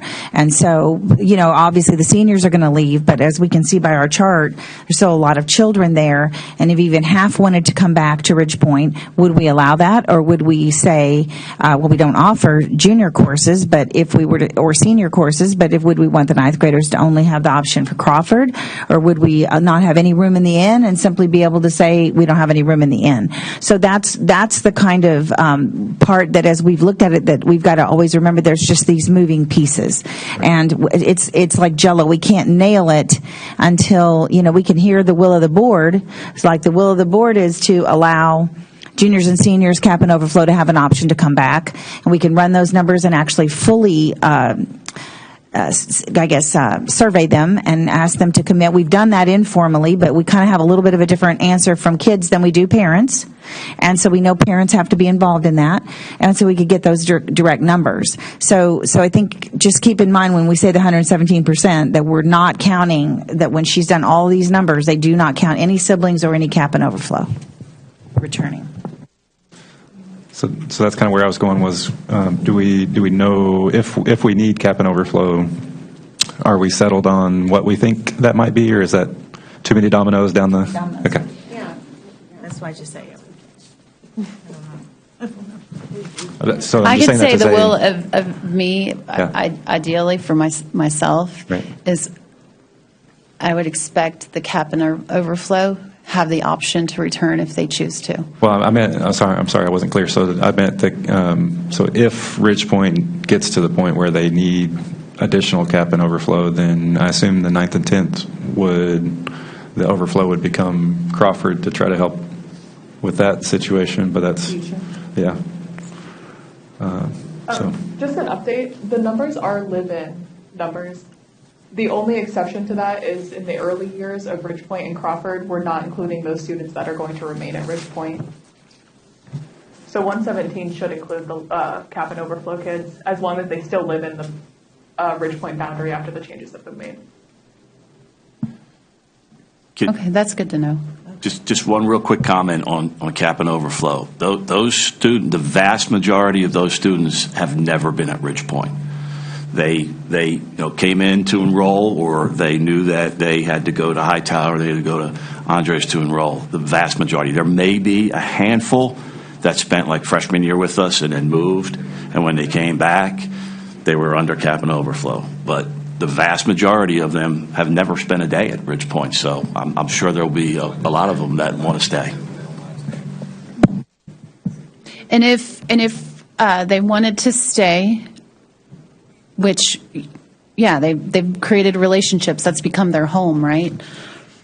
We intend to provide transportation, so we're not really reaping those savings. We would intend to provide transportation for them, because back to doing what's best for kids, you wouldn't just rip them out of the home that they've been at for for this time period, just because now you have room at the inn, right? Like I'm asking. Okay, so this is a question. I know I'm saying. I mean, that is a good point of clarification. So kids that want to remain at Hightower, they would be provided transportation, or not, because that's tough. So our recommendation, our hope would be yes, that we would do that, because the children and their families did not cause this cap and overflow situation. They responded to it. They went to another high school. So now they choose to want to remain, which we're glad that we hear a lot that do.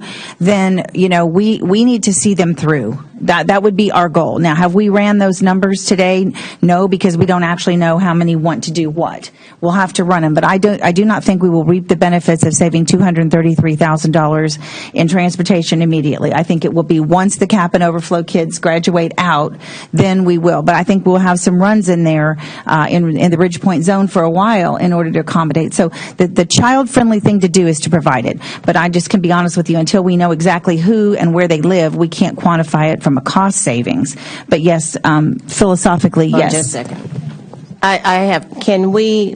Where were we on our scenarios? I think we're going down another road again. Yeah, we're looking at C. We're still looking at C and D.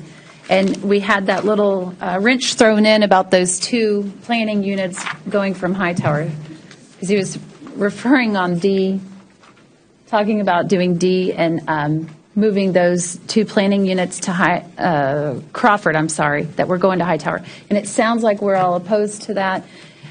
So back to D, I believe, Mr. Garcia, you had some points you wanted to make on it, and that's where I didn't catch your points completely, I know. Or did you? I did. I think my points were, the more I look at D, my concern with D was that we're not opening with 500, so then that's where the ideas of transfers and then what we can do to get those kids, get those numbers up. To me, it's the most intriguing. C, my issue with C is the 10-year projections. We're going to be putting Crawford in that same situation Ridge Point is now, and then the split, but then we address the split with the potential new middle school, or with, we pass the bond. And if I may, for our board members, my fellow members, we can continue, and we'll probably be here until 6 o'clock on the different things that can happen. And we are not expertise in this particular situation, but we are definitely asking the questions. I think where we are, it's a matter we're going to have to trust our administration after we make these decisions that it's going to work, as well as we're going to have to trust in our administration, our superintendent, to make sure, just like we had a situation, well, what about the bus? And Dr. Whitbeck came right in, and this is what we'll do. So I think that we're taking some time to solve problems that we don't have yet. So if we can get back to our scenarios so that we can get back on target, on track here. All right, so with that, Dr. Gilliam, I know you recommended moving forward with either C or D. Which one would you prefer? I don't know. Let's get you on track. Okay, I will go. I'm hearing about Hightower. I'm hearing about the traffic. At this time, I am looking right now that the students move on to Hightower.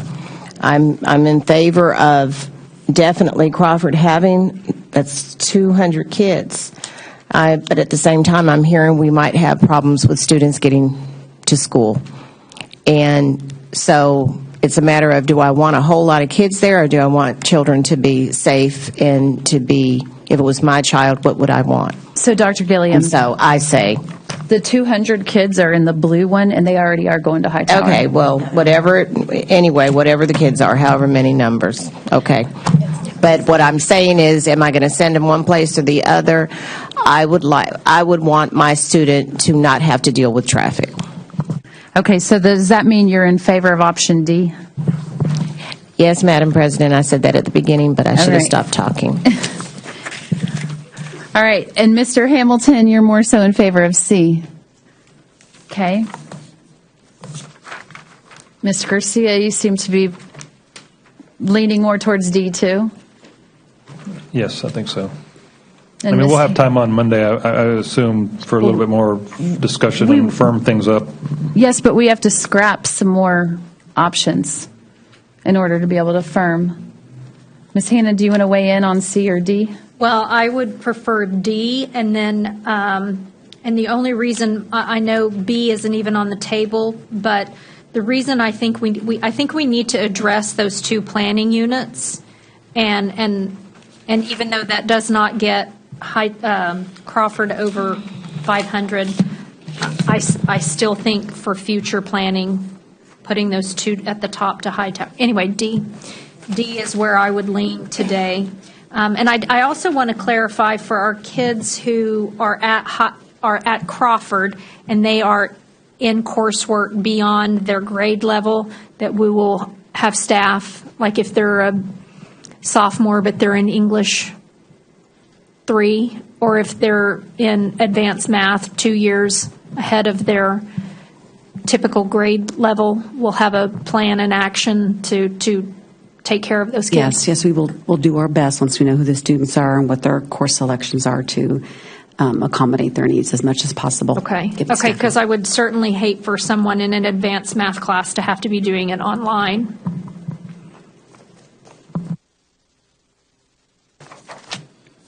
Okay, so it sounds like D is the one we can. Well, I would love to give my 2 cents. Oh, I would love your 2 cents too, Ms. Williams. Why don't you share? Well, thank you very much. I'm more for D, but I want to give the C option some consideration over the weekend. Also, I want to bring some good information to the parents in the Willow Ridge and McCullough zone for them to go on the TEA website. And there is a question. And the question states, does the ability to transfer last the duration of the 2023-24 school year? The TEA responded, yes. Parents may request the transfer under the PEG program anytime during the 23-24 school year.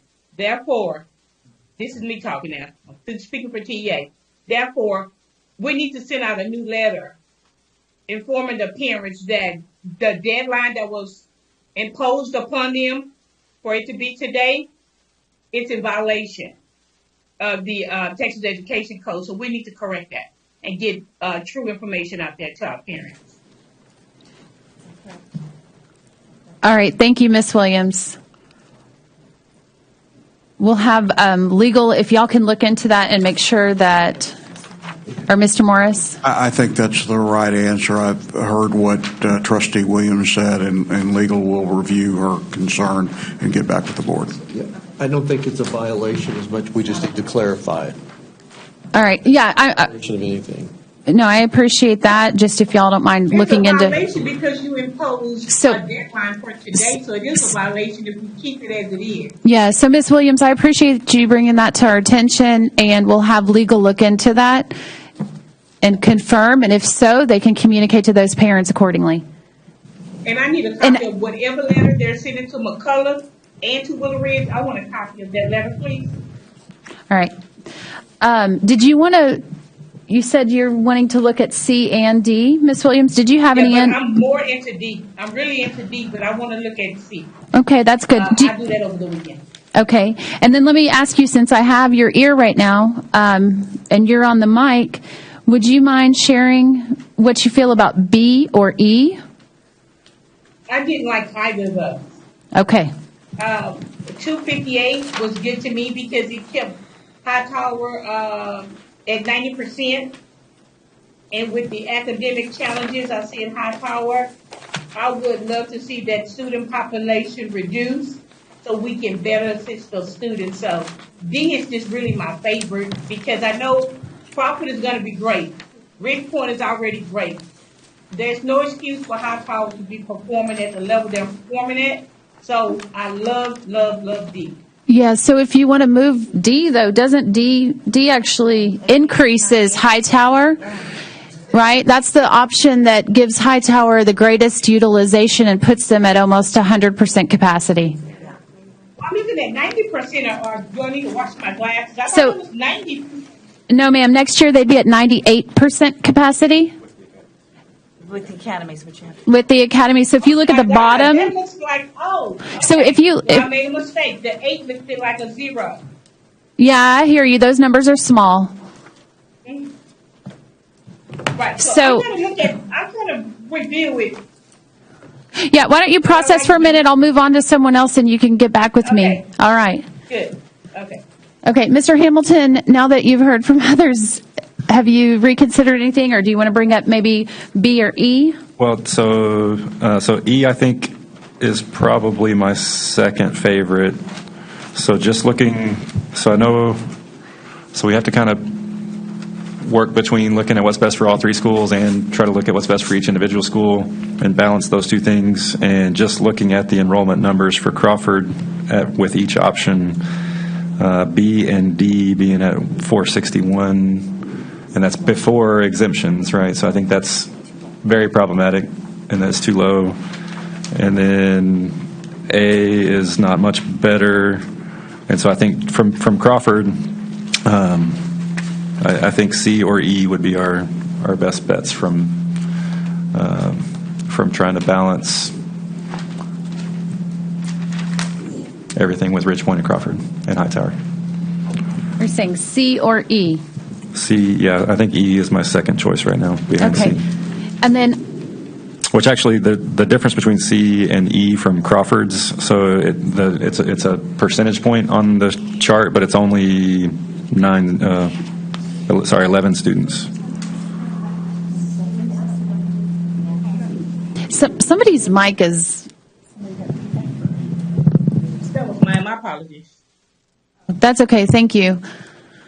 Okay, can you repeat what you said last? I'm sorry, with the zinging. So I said earlier what drew me to C was it's got the highest percentage utilization for Crawford.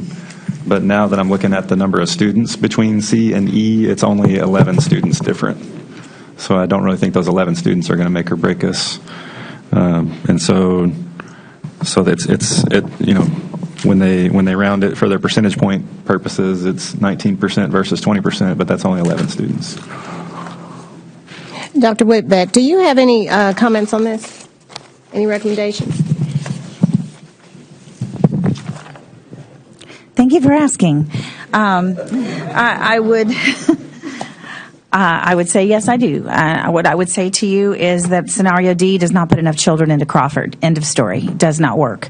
No matter opening transfers or not, it's just not enough students from the get-go. I think that if you do wish to do this, because ultimately this is the board's decision, then I would say to you that if you choose option D, then you would need to say to us immediately, no exceptions, no return, no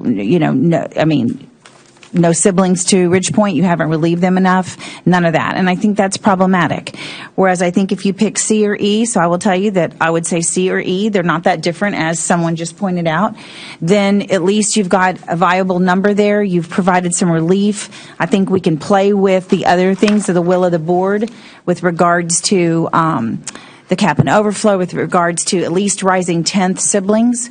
And that's, remember, what Ridge Point had. That's exactly the criteria Ridge Point had to open. So I think if you look at it from that end, my concern on D is it's just too low to open Crawford with 461 students. Okay, and so my question on that, let's go back to transportation, because that's what changed my mind. So, talk to me. Talk to us. It's doable, and we can do it. And it's probably easier taking the one down Highway 6, than it is if we took something further in. And we're doing it now. So know that we do it now because of our cap and overflow, and, we're picking up from out there off of 521, bringing them into Hightower. So we're doing it now. I think when it comes to transportation, whatever we got to do, we do. Okay, because my vote for D was because of transportation. So if we can make it happen, if it can happen, Anyway, I can support it. Let's put it that way. Yeah, I think that if the numbers are that we need to get more kids out there, then don't let transportation be the one that stops us from opening that school with the utilization that we need to, because that's our job, to get kids to school. And one way or another, we're going to get them there. but If that's the case, it's the same thing for 226 and 225. Yeah, but it's the high numbers. That was the high numbers. I mean, really, that has to be considered. It's bursting that school at the 10-year. Okay. All right. So with that being said, administration is opposed to option D. I'm willing to. We'll do it. We'll do what you want. I'm willing to can it.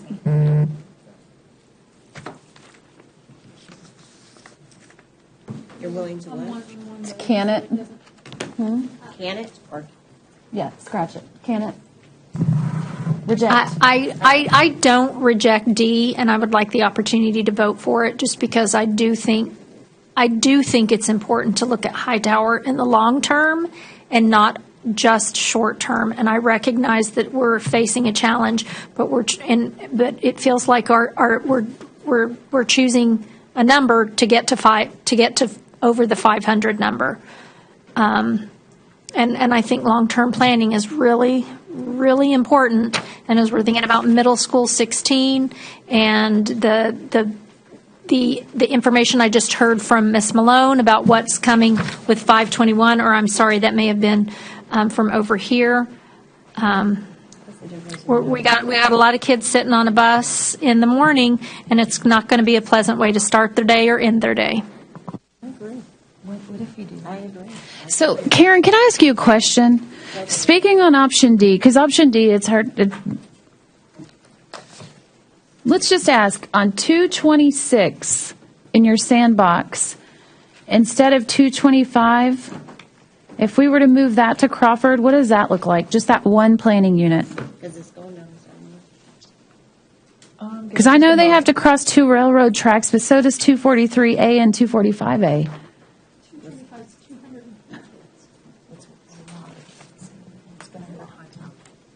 226. Oh, it's going to have, yeah. 226 is going to Crawford, and that's the only difference from scenario D. You actually have a whole bunch of kids coming. So you'll pull 300 kids out of there. 300? I believe that's what Kristen said. Okay, so Ridgepoint would remain under 100%. Oh, we're not even touching Ridgepoint. This one. Okay, so it's Crawford would be utilized at 114% 10 years out, which is the same as the original recommendation was, I believe. That's 136 for 226. Yes, ma'am. And over time goes up to 171.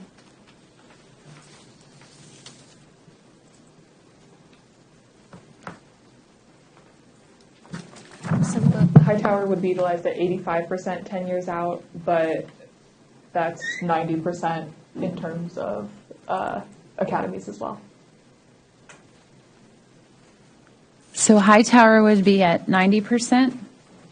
10 years out. 10 years In out? the short term, they would be at 80 or 93 or 94.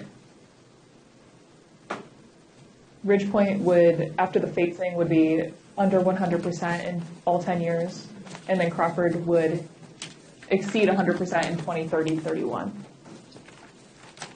So that could create balance for all three schools? So is there a way we could get a visual of that with the numbers? If we, and I'm sorry, because I was looking. So if 243A and 245A go to Hightower and 226 goes to Crawford, could we have that as a scenario maybe this weekend just to look at? Can you, Karen, pull up, switch the slides and pull up scenario G from the back slides, and then cut off the 225 to show that? Because I think you've got that going already. 226. I believe so. Give me just a moment here.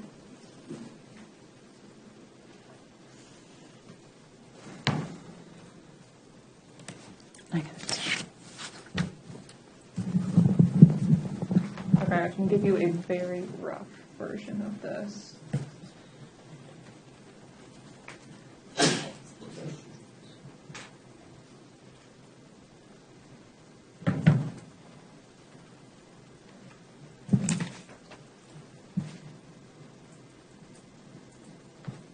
Okay.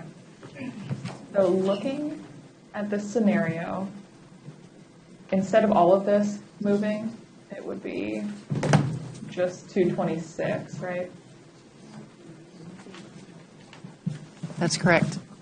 Okay, so that area. And then looking at our numbers, I can kind of give you a rough idea. So Crawford would open with almost 600 in this case. And I do apologize about the tables. This is unfortunate. Looking at our utilizations down here, the top row is Hightower, then Ridgepoint, then Crawford. So you can see Hightower. These are our utilizations with live-in. Again, add 5% for the academies in any of these. So 88 is 93, 85 is 90. And then looking at Ridgepoint, we do stay under 100% utilized once we, like I said, once we get out of the phasing. And then looking at Crawford, we're actually, like I said, we're starting at almost 600 at Crawford. And that only increases to overutilization in 10 years out, but that's the same level of overutilization that our original recommendation had.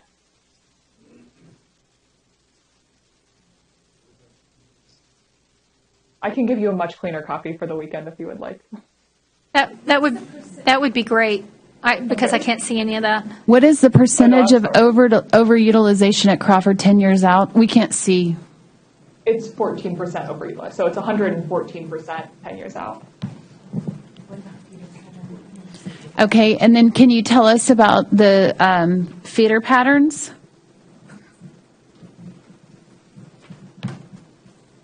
So on that option, it sounds like the numbers are pretty good, but what about the other decision principles? So when we introduce 226 into Crawford, we would be creating a three-way feeder split at Baines to Crawford. That being said, it would likely, I think 226 has a lot more kids than 245A, so it would be a higher split than 5%. I can't say for certain what that percentage would be, but I can certainly include that in the version you're getting. But it would create a three-way feeder split, probably a fairly low split from 226 to Crawford, but it'll be more than 5%. In 226, though, even though it's a three-way split at Baines, doesn't it look, I'm just thinking of proximity where the new middle school is going to be right there in that corner? It's like catty corner from that, yeah. Right? So wouldn't they likely go to that middle school? And then they would go to Crawford or Hightower? I mean, not Crawford or Hightower. Yeah, Crawford or Hightower from there. Wouldn't that middle school split between the two campuses in the long run?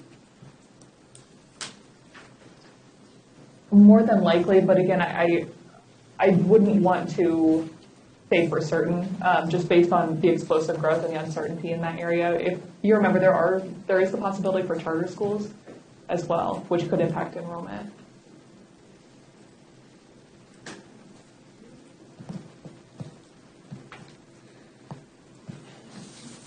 Okay. All right. Anybody have any additional discussion? Dr. Killian, looks like you have something you want to add. You've got your brain going. My brain is going, definitely. So we will get that as a scenario this weekend.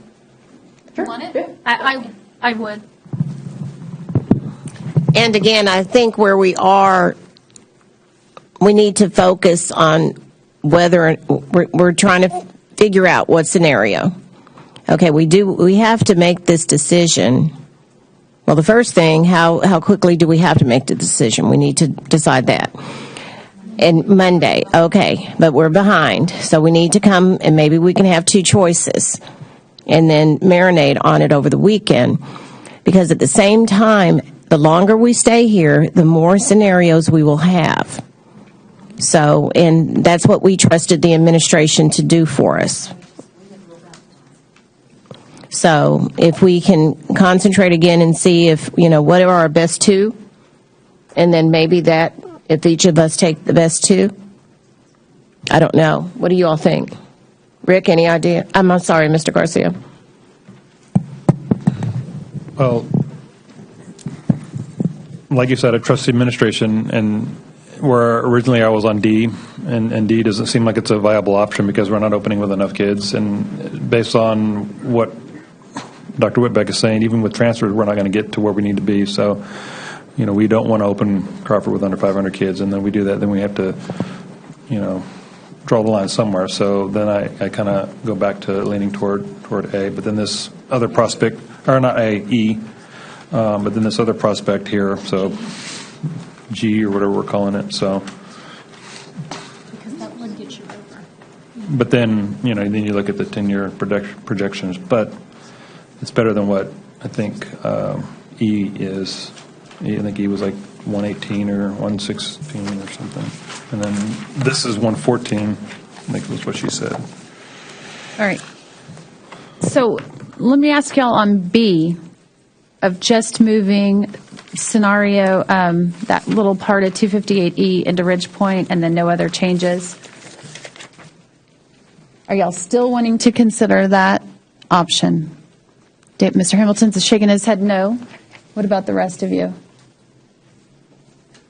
The only reason that I would want to consider that is because we have so many other moving parts that we're not getting to have the advantage of the SBOC looking at and vetting, so to speak.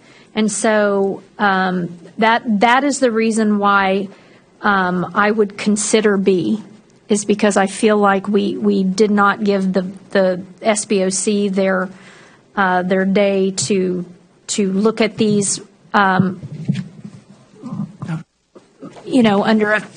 a microscope, like, that we would want them to do. And so, although the reason I don't want to necessarily look at just that is because I do think those planning units at the top, I think they belong somewhere else. I think they belong at Hightower. That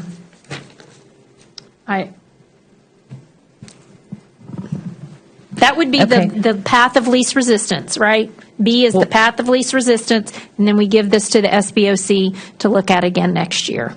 But for Mr. Brogan's campus, though, he would be at 122% utilization, and Crawford would only be at 461 students. And I don't think we would be able to do any siblings or cap and overflow. Everybody would remain where they're at. In this scenario, there would be no sibling transfers. And Mr. Fickle, go ahead.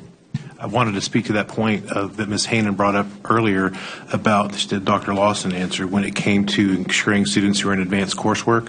Again, the lower the number of students, that makes that much more challenging. And that's absolutely in my head is what I want to do, is to provide programming for every kid to meet every need. But again, just the numbers go lower, the possibility of doing that becomes, I won't say less likely, but more problematic. Right, but all it takes is one kid that has accelerated 2 to 3 years, and we have to take, it's my opinion, we have to take care of that one kid, whether it's 1 or 20. I understand that maybe we could build classrooms clearly more easily. I would say you can remove B, because while we're doing this hard work, we might as well try to look at utilization. All right. So we've got Mr. Hamilton. I'm hearing you, Angie. Mrs. Hannon, Dr. Gilliam. Y'all are all candidate. I'm willing to as well. So B's gone. Now we just have C, D, and E remaining. And then D, it sounds like D is actually gone as is. And the only option for D that's under consideration, which Ms. Karen, it sounds like you're going to get something to us, which is D minus the planning unit 226 and 226 going into Crawford to be reviewed. So we're only looking at C and E right now? So we have C, E, and G currently. Let's call G modified D. It'll make it easier. Perfect. And what is modified on it? It's D less 226. This one right of D. Showing right there. 226 to Crawford. Okay. And y'all, I have hesitation with a lot of this, and here's my hesitation. We received a lot of emails from 258A, and in some of those emails, actually in a lot of emails, there were people referring to 245A not being vocal. But I think the reason 245A wasn't vocal or expressed anything is because they were never really a target for any kind of movement. And when you're not a target for movement, you're quiet. And there have been a lot of folks, y'all know my kids go to Leonetti. Leonetti is the prime place for the hot box of all of the rezoning currently. And there are people who have voices and they have thoughts, and maybe they're not emailing or saying anything. And so, and maybe administration, you have some suggestion on this, or Dr. Whitbeck, because here's my concern. I remember years ago this exact same kind of situation happening in 2017, like the back of my hand. And the community was infuriated. And I don't want to see that again, especially on what I'd say my watch, right? And I know we're going to please this one little pocket, but where... Yeah, we're going to exchange frustration with movement, and people are resistant to change, period. That's one of the most difficult things to do, is creating change. And so my struggle with this is, as it's easy for us to just sit here and push and move and toy around with, honestly, people's homes and their lives. And as Mr. Hamilton, you mentioned the word mortgage, and you went into detail of the Latin meaning of it. Those two aren't the only ones who bought a home with intentions of going to a particular campus. That all of these families have done the exact same thing. And many of them did it many years ago, before this additional development came out. And if you were here around 2017 or even prior to that, you'd hear from those families from 2014 on and what they had to say. And they were concerned about the development that continued to expand and expand and expand, and wondered where the infrastructure was and what was going to happen in the future years. And so for me, I do not take this lightly at all. I understand many of those families who moved, and they moved back when that zoning happened to try to create insurance, if you will, for what the outcome would be for them and their family. But I think many other families did the exact same thing. And so, I understand Mr. Fickle with needing to staff the school and prepare for opening. And I struggle between weighing the two on what is more important. And they're both, frankly, extremely important. It's important for our public to have a voice. And so I honestly am looking to the administration as I think about this, because if we do, for example, this option, Karen, that we're calling G. She called it modified D. Modified D, excuse me. I'm sorry, I heard G, modified D. If we do a modified D option, and then we're considering option C, right? And I will tell you, the people in any of those other moves, none of them have been a part of this discussion. And it's not that they don't care, I can guarantee you that. So, and it's not that they won't love the move either. I don't know, I can't predict, I don't have that magic ball. But I will tell you with full transparency, for me, that my gut tells me that I want to hear their voices. And I want their input, because I care about... How do you propose to do that other than speaking on Monday? They can speak on Monday. So how do I propose to do that? So that's where I was looking to you, because I'm thinking this is a struggle. The struggle is time. Time is of the essence. We've heard that. You made it extremely clear that you need to move forward with staffing your school, which means we have to move forward with making a decision and approving one of these options. And it's not just numbers on paper. We're talking about lives. And we're talking about kids and trying to make the best decision. So, Mrs. Malone. So, yes. May I piggyback on that? Please. So if we are actually looking at our policy and what we say we will do, and provide community the opportunity to have feedback at a location convenient to them, the only option that would be viable is we go back to the original, because that's the only thing that people had an opportunity to voice their opinion, or B, because that was also part of thought exchange. So the original recommendation or B are the only two that, based on the video hearing and the thought exchange, those are the only two we have actually provided the community feedback on. Now, I will say this: there are members of the community that think that the enclave up by Highway 6 got their fair opportunity because it was said and presented in a board meeting, but I don't think that was the same opportunity as getting the opportunity to respond on thought exchange. So I just want to put that out there. If we are following our policy, original recommendation or B are the only two community members that have truly had their voices heard, so to speak.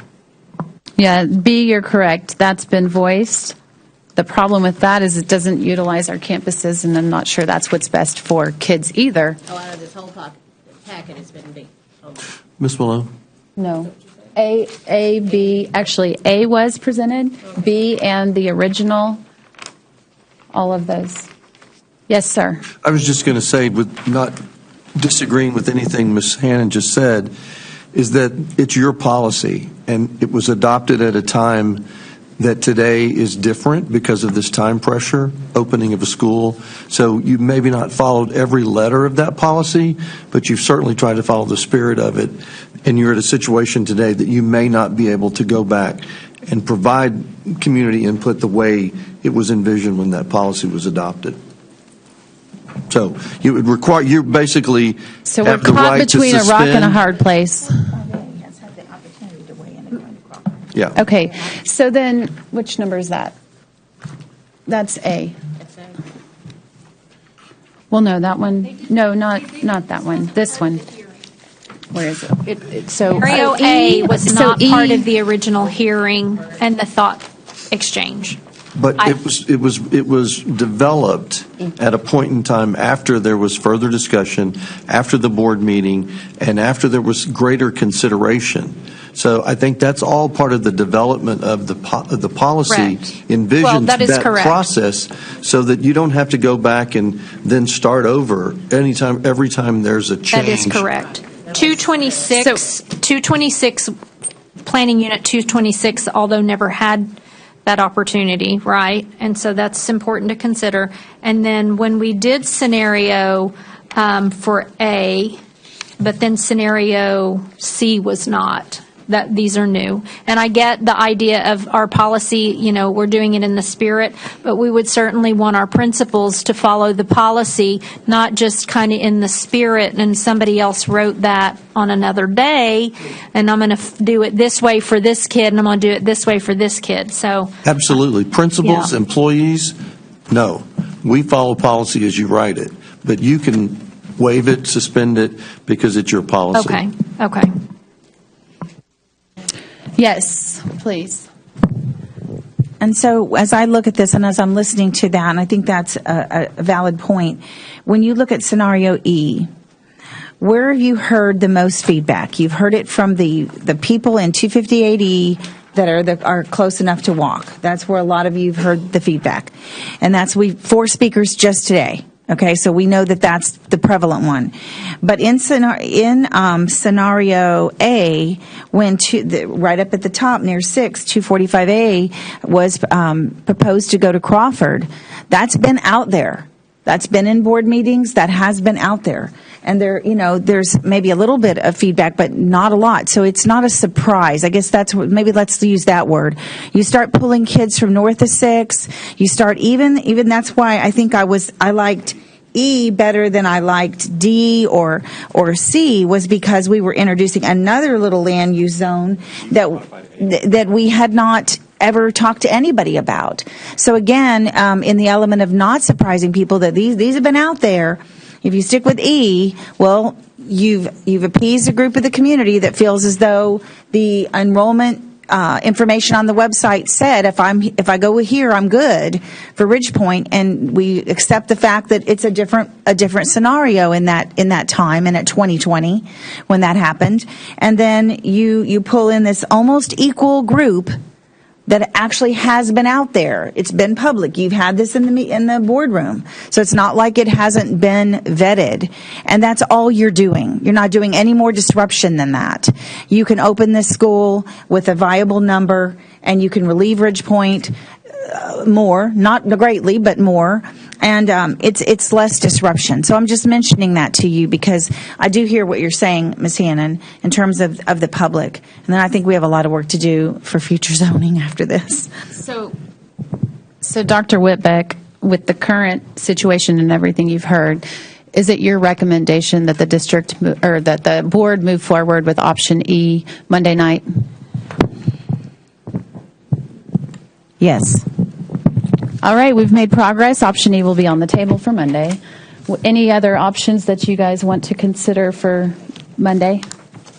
Do you still, Ms. Hannon, are you still, with that being said about the public weighing in and the time constraints, are you still wanting the modified D?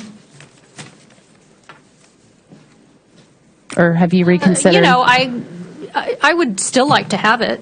And I hear the recommendation made by Dr. Whitbeck. But I would just still like to have it just to see. Okay. Because we've So, sat Karen, here if and we we've can done all this still- work, so let's do it. But I would agree with Dr. Gilliam. We could be here until 6. Yep. So I do think at some point, and I know people need to So go. I'm ready to scrap C because it's like 11 kids in that other planning unit. It's a very small number, and they were never really a part of the discussion. I totally agree. Okay, so now we're down to E, and we are down to modified D, and we're done. May I please get a motion to, if anyone has anything additional that they'd like to comment on today, let me know. I'm adjourned. All right, the time is 2:35 p.m., and we are now adjourned. Thank you for your time.